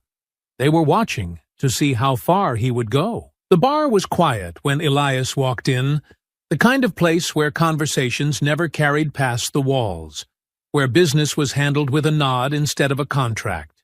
where the people inside knew better than to ask questions. He had been here before, years ago, when his life had been different, when he had still believed in the idea of walking away from all of this, for good. Cal Morrison was waiting in the back booth, a cigarette burning between his fingers, his expression carefully neutral as Elias approached. He had called an hour ago, said he had the information. Now, he just wanted to know if he had made the right choice, giving it up. Elias slid into the booth across from him, his movements controlled, his body still carrying the tension of the last fight, his ribs protesting against the motion, but his expression giving nothing away. Cal studied him for a long moment, then shook his head, exhaling slowly as he flicked ash onto the tray beside him. "You look like you've been through a war." Elias's gaze didn't waver. "Where is he?" Cal let out a low breath, tapping his cigarette once before leaning forward slightly, lowering his voice. "Victor's locked down. He's got security at every entrance. Every street around the property is being watched, and he's running short on men, but that doesn't mean he's desperate." "Not yet." Elias absorbed the information, his mind already piecing together the next steps. "Where?" Cal hesitated. "You really want to do this, Caney?" Elias's jaw tensed slightly. "I'm not asking again." Cal sighed, then slid a folded piece of paper across the table. "Safe house. Not one of his usual places. He's keeping Luca close, but he's not letting anyone in or out unless he trusts them. That list is getting smaller by the hour." Elias took the paper, unfolding it with steady hands, scanning the address, the layout scribbled in the corner. Cal had done his work. He always did. Cal leaned back, watching him. "You know this isn't just about you anymore, right? The city's watching. They know what's happening. They're waiting to see how this plays out." Elias exhaled slowly, slipping the paper into his pocket, his fingers pressing against the fabric, feeling the weight of what came next settle in his chest. "Then they won't have to wait much longer." Cal shook his head, muttering under his breath, "You really are coming for him." Elias met his gaze, his voice steady, unwavering. "I was always coming for him." Cal studied him for a long moment, then nodded, stubbing out his cigarette before pushing back from the booth. "You're going to burn the whole thing down, Caney." Elias didn't look away. "It's already burning." Cal exhaled through his nose, nodding slightly before standing, slipping his hands into his pockets as he stepped away from the booth. He didn't say anything else. He didn't need to. Elias sat there for another moment, letting the weight of the city settle around him, letting the inevitability of what came next stretch out before him like the road he had been walking since the night everything had been taken from him. Then, finally, he stood, rolling his shoulders, his body still carrying the aches of the past, but his mind already on what was coming. The city knew now. The balance of power had shifted, and before the sun rose again, Victor Salieri would know it too. The city stretched out before Elias, a maze of flickering neon and forgotten streets. But tonight, it no longer felt like something alive. It felt like something waiting, as if the buildings themselves were holding their breath, as if the streets knew what was coming and had emptied themselves in preparation. The balance of power had shifted. The city had felt it. The men who still stood behind Victor had felt it. And soon, Victor himself would feel it too. Elias stood at the edge of the rooftop, his breath steady despite the dull ache in his ribs, despite the stiffness in his shoulder. His body carried the weight of every fight that had brought him to this moment, but none of it slowed him. He had endured worse. The pain meant nothing now. Only one thing mattered: the safe house in the distance, its iron gates standing as the last barrier between him and the man who had spent his life believing he could never be touched. He scanned the perimeter, his sharp gaze tracing the movements of the guards stationed along the walls, watching the way they adjusted their postures, their grips tightening on their weapons, their eyes darting toward the darkened streets beyond. They were tense, cautious, bracing for an attack they knew was inevitable. But they weren't looking behind them. Elias moved. His steps were soundless against the rooftop as he dropped down along the side of the estate, slipping into the shadows that stretched along the stone walls. He stayed low, watching the patterns, waiting for the exact moment when the guards shifted their focus before pressing forward. The first went down without a sound, his body lowering gently to the ground before Elias moved to the next, his movements swift, calculated. 2, then 3. By the time the remaining guards realized something was wrong, it was already too late. A brief moment of hesitation, a sharp intake of breath as the nearest one turned, his posture stiffening, his hand reaching for his weapon.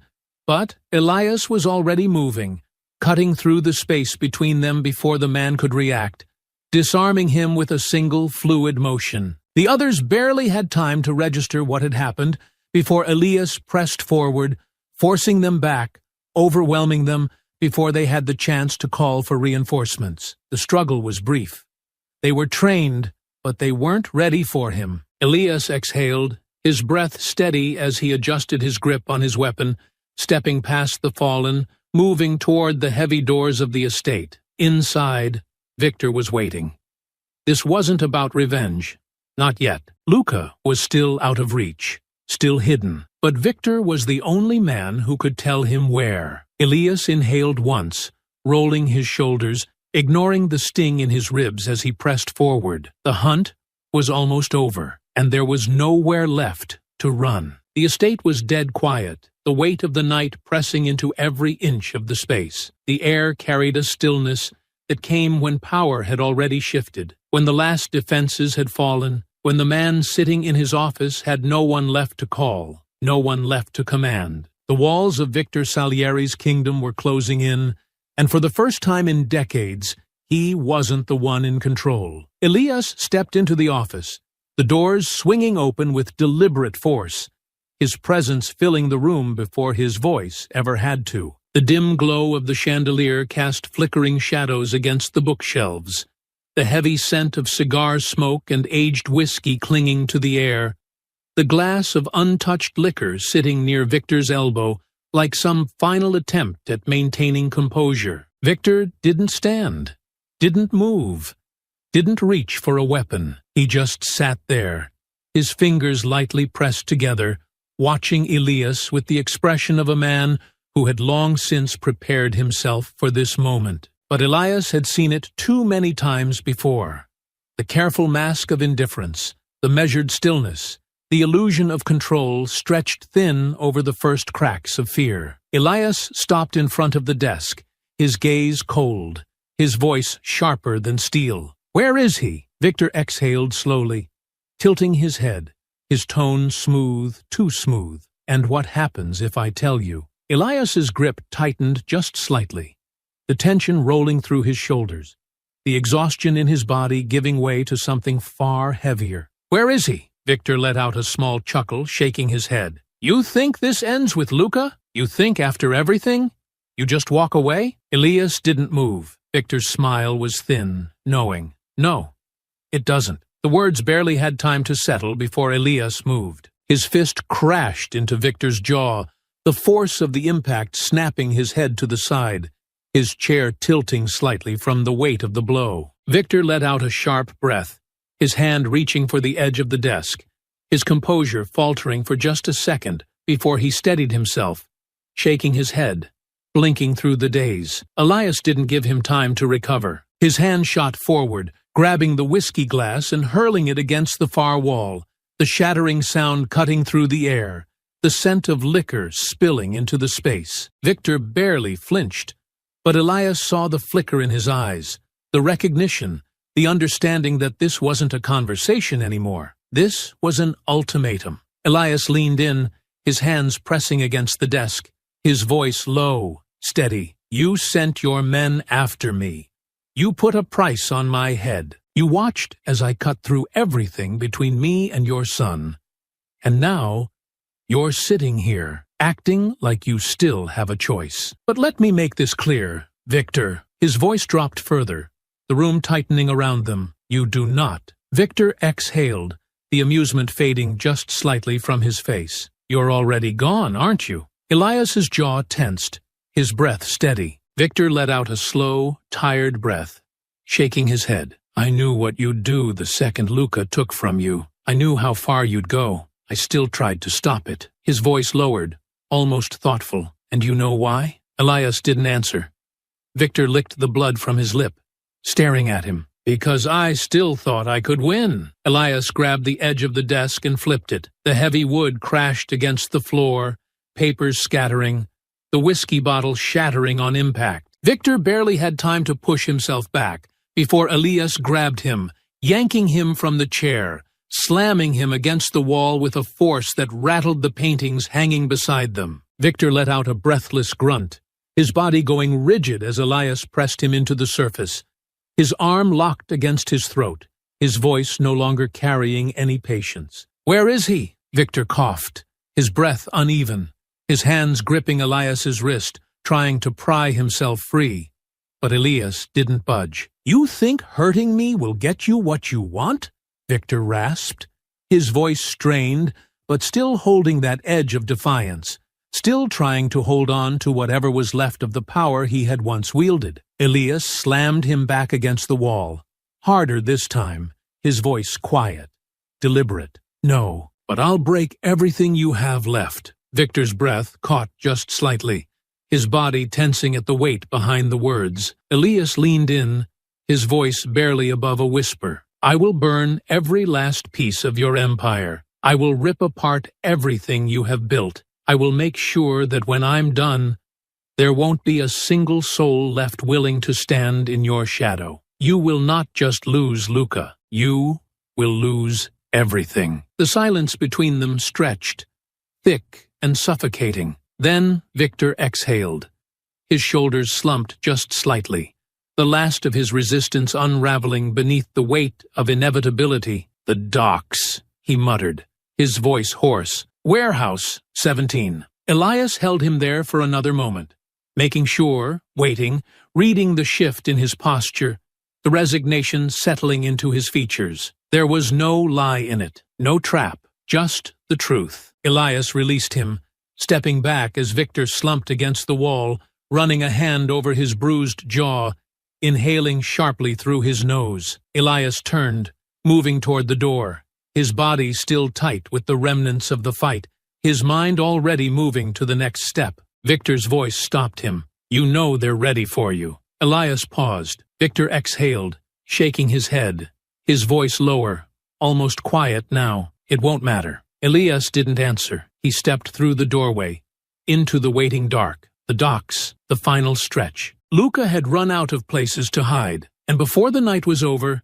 it would all be finished. The night air was thick with the scent of salt and oil, the distant hum of cargo ships pressing against the stillness of the docks. The water stretched dark and endless beyond the piers, reflecting the glow of overhead floodlights in broken fragments, the occasional ripple disturbing the illusion of calm. But there was no calm here. Elias stood at the edge of the container yard, his body still carrying the weight of every step that had brought him to this moment. The bruises had settled deep into his ribs, each movement carrying a dull ache, the cut at his shoulder burning with every shift. But none of it mattered now. Pain was distant. The exhaustion that had crept into his muscles had no place here. Luca was close. The warehouse loomed ahead, its rusted metal walls standing between Elias and the end of this hunt. The structure was old, built for storing shipments that had long since moved elsewhere. But tonight, it had become a cage, a last refuge for a man who had run out of places to hide. Elias exhaled slowly, steadying his breath, his eyes scanning the perimeter. Victor's men had been thinned out, their numbers reduced to a handful of desperate enforcers still trying to hold together the remnants of an empire that was already falling apart. They stood near the entrance, their movements cautious, their eyes darting between the shadows, their hands tight on their weapons. They knew who was coming. They were afraid. Elias moved before they could see him. The first guard barely had time to react before Elias closed the distance, his approach soundless, his presence unnoticed until it was already too late. A quick strike, precise, efficient, his grip closing around the man's collar, pulling him into the darkness before he could make a sound. A short struggle, a sharp exhale, and then silence. One down. The second turned too late. His instincts sharp, but his reactions just a fraction slower than they needed to be. Elias met him head-on, blocking the desperate attempt to raise a weapon, his own strike coming faster, knocking the rifle away before a sharp blow sent the man crumbling to the ground. 2. The third had been watching the others, waiting, and now, finally realizing what was happening, he fumbled for his radio, his voice barely breaking through the static, before Elias reached him. A single movement, quick and decisive, and he was down. 3. Elias exhaled, his pulse steady, the weight of the moment pressing into his ribs. The warehouse doors loomed ahead, the rusted metal stained with years of weather and salt, the handle slick beneath his fingers as he pushed forward. Inside, the space was vast, the air thick with the scent of dust and old cargo. Stacks of shipping crates lined the walls, the overhead lights flickering dimly, casting long, broken shadows across the floor. Somewhere in the distance, the sound of slow, careful footsteps echoed against the metal. Elias followed the sound. Luca was hiding, but not for long. His movements were cautious, careful. But the panic was already starting to show. The scrape of a shoe against concrete, the sharp intake of breath when something shifted too loudly. Luca had never been trained for this. He had never been meant to live in the world his father had built. He had been given power without the weight of responsibility, given men to protect him without ever having to learn what it meant to fight for himself. And now, there was no one left to protect him. Elias stepped forward, his voice carrying through the silence, controlled, deliberate. "You can come out now." The stillness stretched.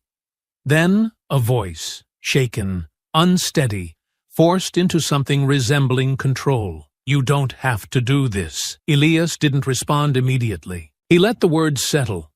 Let Luca hear the silence pressing against him, the inevitability of what was coming. Then, finally, his voice low, even. "Yes, I do." A sharp shuffle of movement, a desperate scuffle of feet. The sound of someone repositioning, trying to calculate an escape. Elias moved toward the sound, rounding the last of the crates, his eyes locking onto the figure pressed against the wall, his breath uneven, his hands gripping the pistol that trembled in his grasp. Luca's face was pale beneath the dim lighting, his jaw tight, his fingers white-knuckled around the weapon he barely knew how to hold. Elias stared at him, unmoving, unreadable. Luca swallowed hard, his breath unsteady, his voice struggling to hold on to something that had already slipped away. "You don't have to do this," he repeated, his eyes darting around the space as if searching for an answer, for something, anything, that could shift the inevitable. "My father, he's done." "You don't have to." Elias took a step forward. Luca tensed, his hand tightening on the trigger. Don't come any closer." Elias stopped, his gaze steady. Luca's breathing was too fast, his body trembling just slightly, the weight of fear settling into his shoulders, pressing against his chest, making the gun in his hands feel heavier than it should. Elias exhaled, slow and deliberate. "You were never supposed to be in this world." Luca swallowed, his fingers twitching against the pistol, his breath coming shorter now, more panicked. "It was just a car." Elias tilted his head slightly, his voice carrying the kind of quiet finality that left no room for anything else. "No, it wasn't." Luca's chest rose and fell with uneven breaths, his mind scrambling for an escape that didn't exist, his body caught between fight and flight, trapped in a moment where he no longer had control over what happened next. Elias waited. Luca exhaled, his voice barely above a whisper. "Are you going to kill me?" Elias's breath slowed, his body steady, his mind already knowing the answer before the question had even been asked. He didn't blink, didn't hesitate, didn't lie. "Yes." The sound of the waves beyond the docks was distant, muted against the steel walls of the warehouse, swallowed by the weight of the silence that stretched between them. The cold air carried the scent of salt and rust, mingling with the thick stillness of dust and old oil that clung to the concrete. The place had been abandoned long before tonight, long before it became a tomb waiting for its last occupant. Elias moved slowly, his steps measured, deliberate, his breath steady despite the aches in his body, despite the dull burn of exhaustion pressing into his muscles. The hunt had ended, the chase was over, and now all that remained was this moment. Luca stood several feet away, his back against the steel wall, his hands gripping the pistol so tightly his fingers looked bloodless. His chest rose and fell in short, shallow breaths, his body caught in the kind of tension that came when a man had exhausted every escape and had nowhere left to go. His eyes darted toward the exit once, then back to Elias, a sharp flicker of desperation breaking through the thin layer of control he was still trying to hold on to. He swallowed, adjusting his stance, forcing himself to stand straighter, to look like something other than a trapped animal. "You don't have to do this," he said, his voice unsteady, his grip shifting on the gun as though the weight of it had only just started to register. Elias took another step forward, slow, unhurried. "Neither did you." Luca exhaled sharply, shaking his head. "I didn't know who you were." Elias's gaze didn't waver. "But you knew what you were doing." Luca's fingers twitched slightly against the grip of the pistol, his body tense, his breathing uneven. "It was just a car," he said, the words leaving his mouth too quickly, as if saying them faster might somehow make them true. Elias's voice remained quiet, unwavering. "It was never about the car." Luca swallowed hard, his mind scrambling for something, anything, that could shift the weight of inevitability pressing down on him. "My father is finished. You got what you wanted.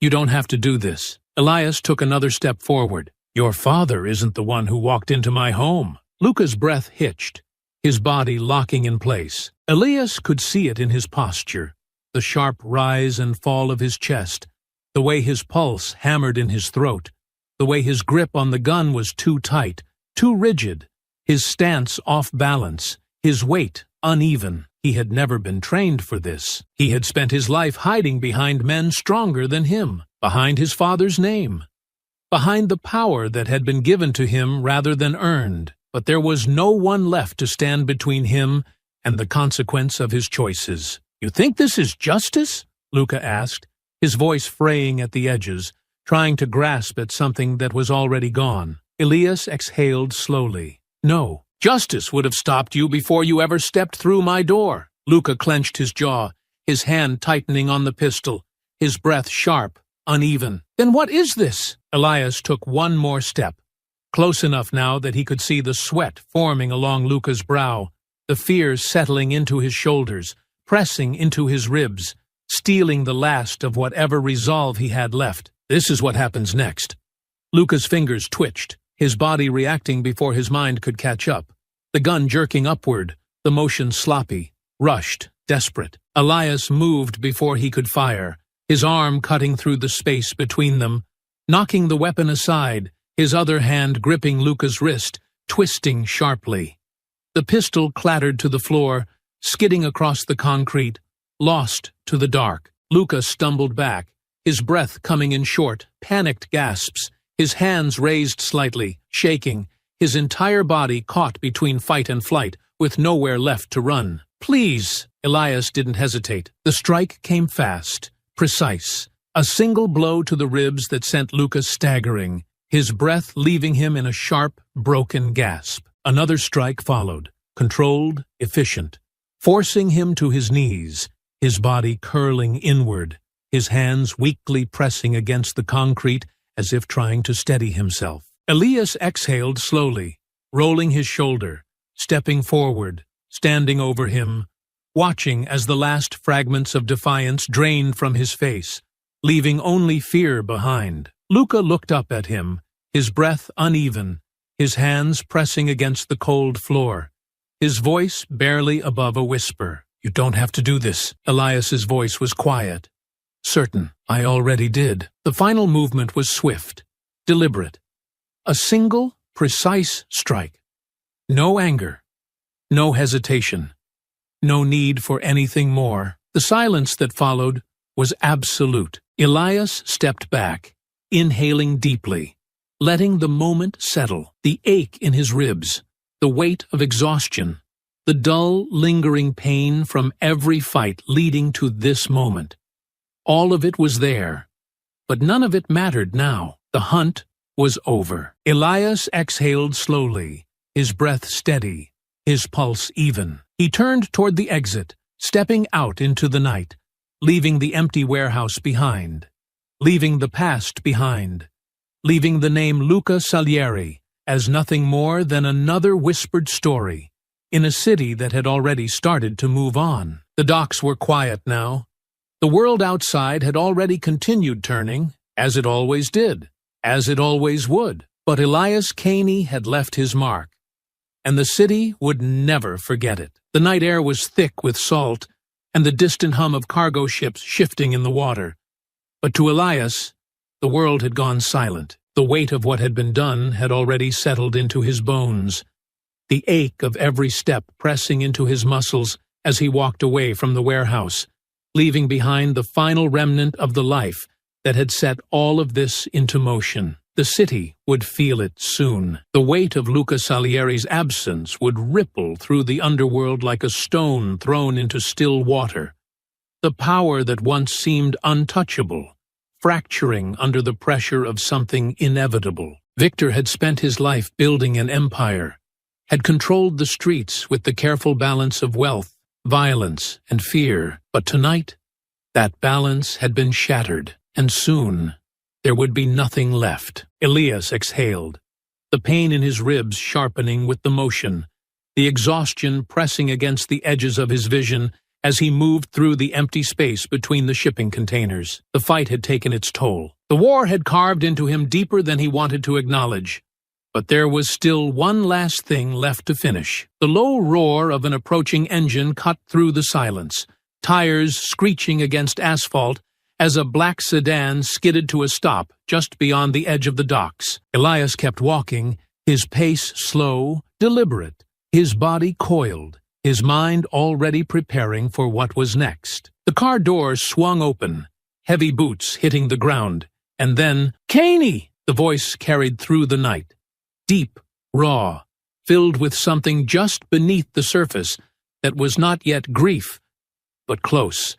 Something twisting behind the words, something sharp enough to cut. Elias didn't stop. The sound of another door opening, another set of footsteps, then the unmistakable click of a safety being released. I said stop. Elias slowed slightly, tilting his head just enough to catch the reflection of street lights on metal. A gun. No hesitation. No warning shots. Victor Salieri was not a man who threatened without meaning it. Elias turned. Victor stood a few yards away, his coat heavy over his shoulders, his hands clenched into fists, his face cast in shadows beneath the overhead lights. His jaw was tight, his lips pressed together, his body stiff with something that wasn't fear, wasn't anger, but something colder, something final. His men flanked him, two of the last loyal enforcers still standing by his side, their weapons raised, but Elias barely spared them a glance. They were just remnants now, pieces of something already broken. Victor inhaled sharply, exhaling through his nose, his gaze locking onto Elias with something unreadable. "Do you even know what you've done?" Elias studied him for a long moment before speaking, his voice quiet, even. "Yes." A slow, bitter laugh escaped Victor's lips, but there was nothing amused about it. "You really think this changes anything?" He shook his head, taking a step closer, his boots heavy against the pavement. "You think taking my son from me undoes what happened to you? You think this brings her back?" Elias's fingers flexed slightly at his side, the movement small but deliberate. "No." Victor's expression darkened, something coiling behind his eyes, something frayed. Then, what was the point of all this? Elias didn't hesitate. "The point was that he never should have walked into my home." A sharp breath, a slow tilt of the head. Then Victor took another step forward, the distance between them shrinking, his voice lower now, but carrying something heavier, something edged with raw disbelief. "All of this for a dog?" The words hung between them, suspended in the cold air, pressing into the silence. Elias's jaw tightened. Victor let out another hollow laugh, shaking his head. This empire, this city, every man who has bled and died for your revenge. And it was all for a dog? Elias exhaled slowly, his breath steady, his voice sharper than steel. It was never just a dog. Victor's gaze flickered, his breath catching just slightly.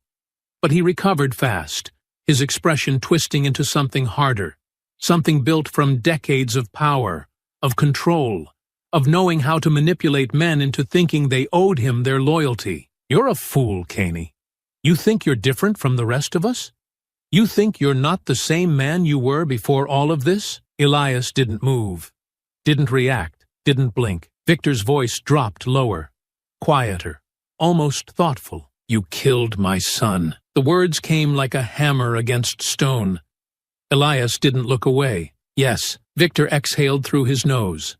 Slow, deliberate. And now, I kill you. The shift was instant. The tension that had been simmering beneath the surface cracked wide open, spilling into the space between them like gasoline waiting for a spark. Victor moved first, his gun raising, his men stepping forward, their hands tightening around their weapons, their movements crisp, rehearsed, ready. But Elias had been waiting for this moment since the night they took everything from him. His body moved before thought, before hesitation, before anything else had the chance to settle. His hand snapped to his pistol, his feet shifting, his weight coiling into motion. The first shot cracked through the night, Victor's men scattering, bullets slicing through the dark, cutting against the roar of the ocean behind them. Elias shifted, dodging left, taking cover behind a stack of crates, his breath controlled, his mind focused. This wasn't an ambush. This wasn't a chase. This was the last fight. Victor had come to avenge his son, but Elias Caney did not lose. Gunfire shattered the quiet of the docks, sharp echoes cutting through the still night air, the scent of salt and gunpowder mixing into something heavy, something final. The world beyond the harbor seemed distant, the city watching, waiting, as the last remnants of Victor Salieri's empire came apart beneath the weight of inevitability. Elias moved with precision, his breath controlled, his body tight with exhaustion, but sharper than ever. Every step, every shift, every motion was calculated. Each bullet fired, not wasted in reckless exchange, but placed with intention, cutting through the dark with brutal efficiency. The first man went down before he even had a chance to register. The fight had already been lost. The second took longer, his training evident, his movements crisp. But crisp wasn't enough against someone who had spent years in the kind of blood-soaked existence Victor's men had only ever been ordered into. Victor himself moved with the kind of cold, controlled rage that only came from a man who had ruled for decades, from someone who had lived his life never once considering the possibility that he would be standing here, like this, watching everything fall apart around him. His gun was steady, his posture sure, but Elias could see the tremor at the edge of his fingers, the way his breathing had changed since the fight began. This wasn't just a battle for survival. This was a man trying to salvage whatever was left of his name. Elias ducked behind a container, bullets sparking off the steel, the impact ringing against the metal as Victor's men moved, trying to flank him, trying to press what little advantage they had left. The numbers were against Elias, but that had never mattered before. They had the numbers. He had the inevitability of a man who did not stop. He shifted, sliding low against the ground, moving before they could get a fix on him. The first man rounded the corner too fast, expecting Elias to still be behind cover. The mistake cost him. A single clean shot, center mass. He stumbled back, crumpling to the pavement before his weapon could even slip from his hands. Two left. Elias pushed forward, his body tight with the motion, every part of him running on precision, the pain in his ribs distant, his mind only focused on what came next. One of Victor's men fired, the shot slicing past Elias's arm, grazing fabric, missing by inches. Elias didn't slow. He closed the distance, his grip shifting as he reached the second attacker, slamming the gun from his hand before a sharp, brutal elbow snapped into the man's jaw. The force sent him stumbling, his body crumpling into the crate behind him, unconscious before he even hit the ground. One left, Victor. The old crime lord stood just beyond the loading dock, his coat hanging heavy around his shoulders, his gun still raised, his posture firm despite everything unraveling around him. His breath was slow, controlled, his expression unreadable as he watched Elias step forward. The two men facing each other with nothing left between them now. A long silence stretched between them, thick with the weight of every decision that had led to this moment. The harbor behind them carried the low hum of the city, distant and detached, uncaring of the blood spilled here tonight. Victor inhaled deeply, his grip steady on his weapon. You could have walked away. Elias took another step, his voice even, unwavering. So could you. Victor let out a short breath, something that might have been a laugh if it didn't sound so hollow. You think this makes you different from me? Elias didn't answer. Victor nodded slowly, as if understanding something only now, too late. You're no different. You just needed the right excuse. Elias exhaled, his body loose despite the tension pressing between them. Maybe. Victor studied him, his fingers flexing slightly on the gun, his breath steady, his eyes unreadable beneath the dim glow of the overhead lights. Then let's finish it. And then, without hesitation, he fired. Elias moved. The shot tore through the air, missing by an inch, slicing past him as he shifted, his own weapon raising, returning fire before Victor could adjust. A sharp impact, a grunt of pain, Victor stumbling back a step, his hand instinctively gripping his side where the bullet had caught him. But he didn't stop. He raised his gun again, his jaw clenched, his eyes filled with something burning, something more than just anger, more than just grief. This was a man fighting against the end of everything he had built. Elias pressed forward, closing the distance between them before Victor could fire again. The next shot cracked past his shoulder, too fast to dodge completely, pain searing along his arm. But he didn't slow. He slammed into Victor, forcing the older man backward, their bodies colliding against the rusted metal of a shipping crate. The weight of decades of power, of history, of war pressing into the struggle. Victor struck first, his movements precise, his fists trained from years of surviving his own battles. A sharp blow connected with Elias's ribs, a second striking his jaw, the impact rattling through him.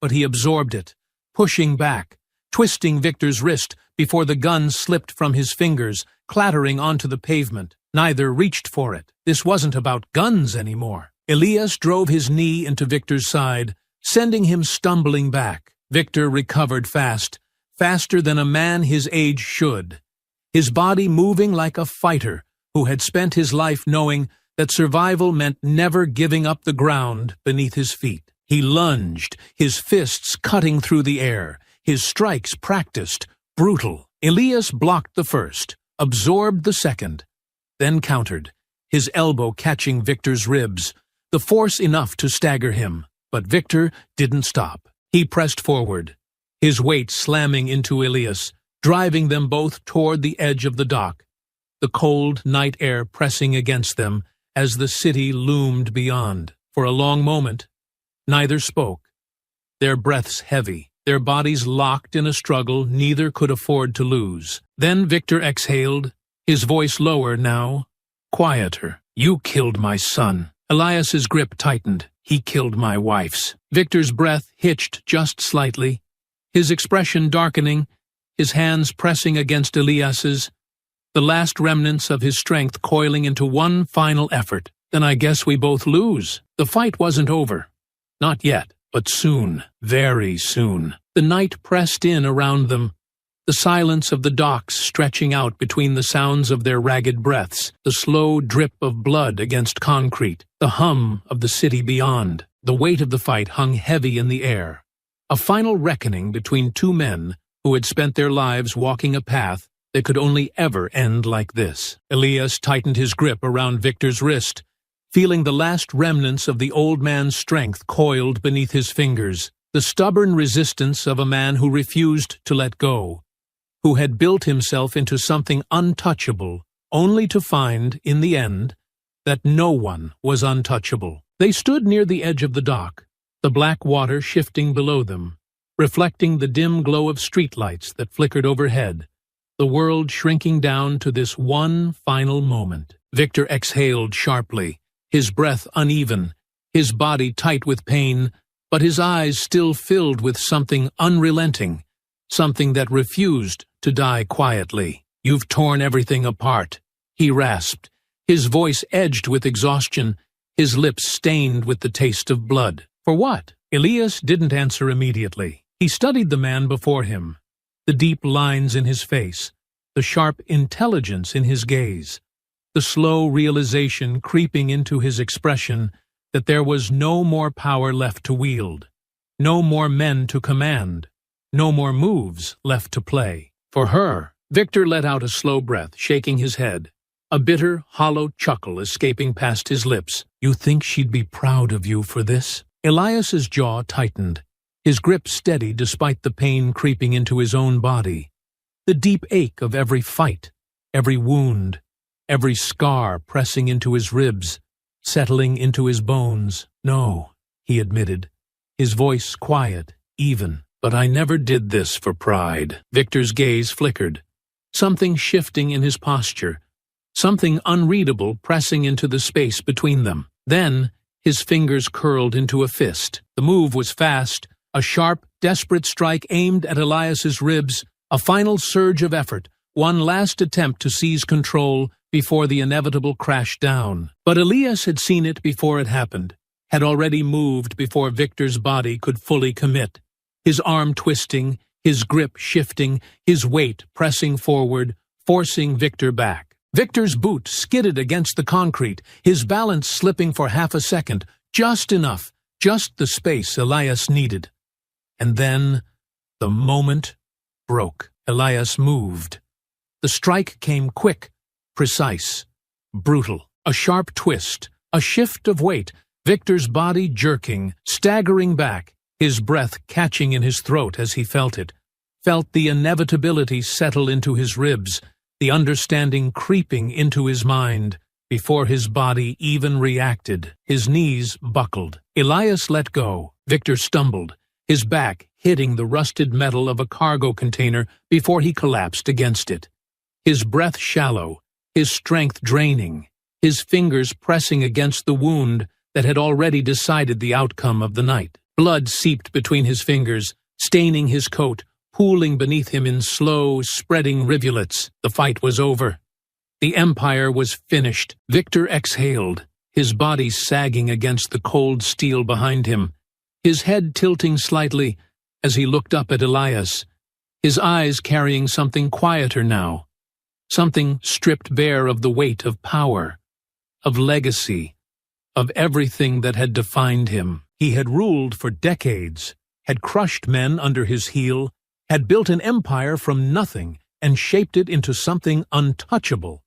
And yet, here he was, at the end of it all, watching it crumble in the final moments of a fight that had never really been a fight at all. His lips parted slightly, a faint smirk tugging at the corner of his mouth. Was it worth it? Elias inhaled deeply, rolling his shoulders, feeling the tightness of exhaustion pressing against his ribs, the ache settling into every part of him. He exhaled slowly, watching as Victor's chest rose and fell in slow, unsteady movements, as his fingers twitched slightly against the ground, as the final moments stretched into something quiet, something empty. It was never about worth.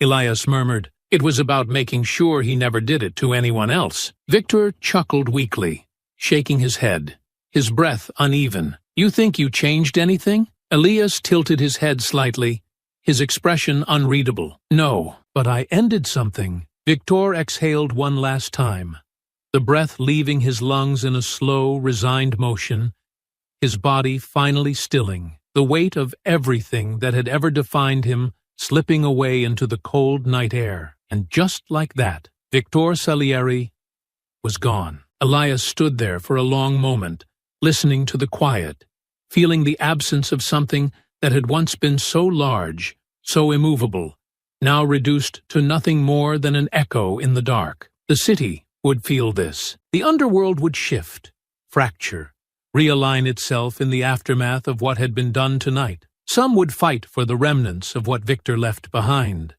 Some would try to rebuild.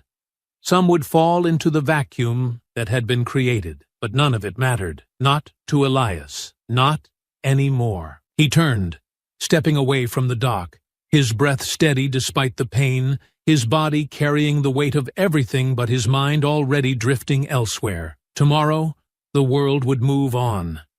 But tonight, the last page had been written. Elias Kane was the last man standing, and with that, he disappeared into the night. The road stretched endlessly before him, winding through the silent woods, the headlights of the car carving through the darkness, illuminating the gravel path that had long since been forgotten by the world beyond. The city was far behind him now, left to sift through the ashes of everything that had happened, to whisper the name Elias Kane in hushed conversations, to wonder if he was still out there, if the storm had truly passed, or if he was simply waiting, watching, lingering in the spaces between shadows. But none of that mattered now. The weight of exhaustion pressed into his ribs, the ache of old wounds settling into his body with every slow inhale, but his mind was elsewhere, fixed on the place ahead, the only place that had ever truly meant anything.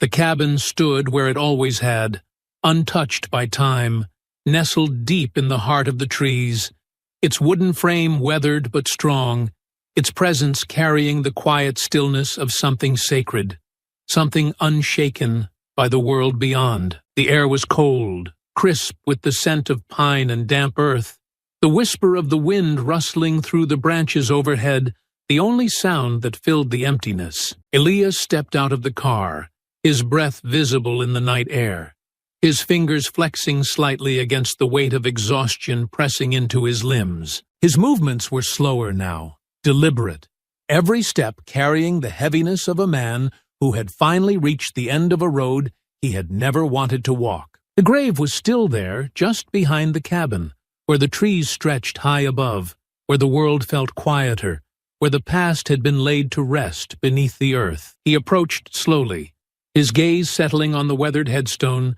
the name etched into the stone softened by time, but still clear, still unshaken.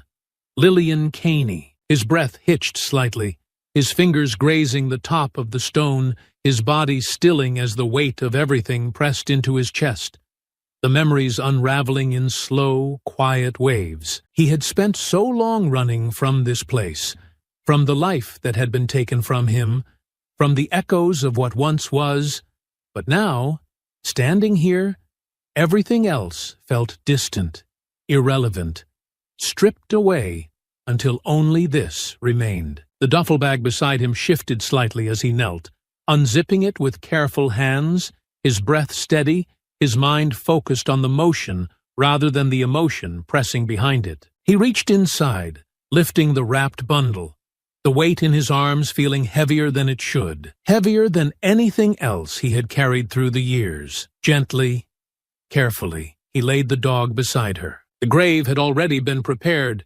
The earth turned, the soil loose beneath his fingers as he placed the body down.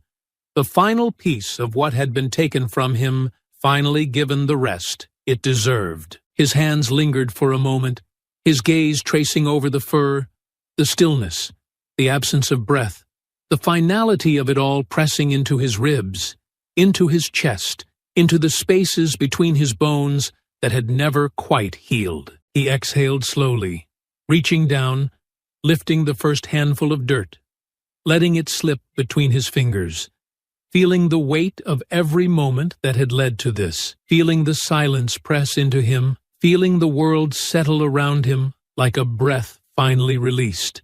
The grave was filled in silence. No words, no prayers, no promises. Just him, just the quiet, just the final act of burying the last piece of his past. When it was done, he sat back on his heels, his eyes lingering on the fresh soil, his hands resting against his thighs, his breath steady despite the ache pressing into his chest. He reached into his coat, pulling free the small, worn collar, the tag still attached, the engraving still clear beneath the dim moonlight. His fingers traced over the name, the letters softened by time, by wear, by the touch of hands that had once belonged to someone else, someone who had been taken from him long before any of this had ever begun. He placed it against the grave, pressing it into the earth, letting it rest beside her, letting it stay where it belonged. His gaze shifted, settling on the headstone once more, the name carved into it holding more weight than anything else in this world ever had. For a long moment, he just sat there. Then, finally, he spoke, his voice quiet, rough, carrying the exhaustion of a man who had spent years bleeding for something that could never be undone. "It's over." The words slipped into the night, fading into the trees, into the cold air, into the silence that stretched endlessly around him. He inhaled deeply, closing his eyes, letting the moment settle, letting the past settle, letting the weight of everything he had carried finally begin to fade. And when he opened them again, the night was still, the world unmoving, the past resting beneath the soil where it belonged. He stood slowly, his breath steady, his gaze lingering on the graves for just a moment longer,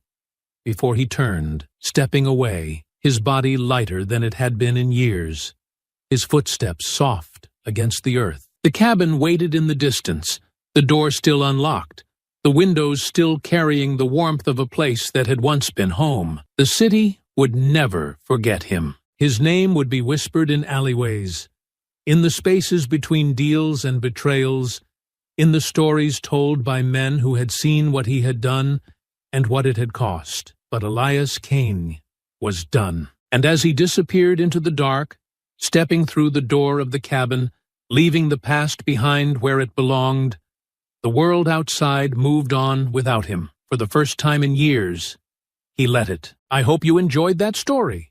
Please share it with your friends and subscribe so that you do not miss out on the next one. In the meantime, I have handpicked 2 stories for you that I think you will enjoy. Have a great day.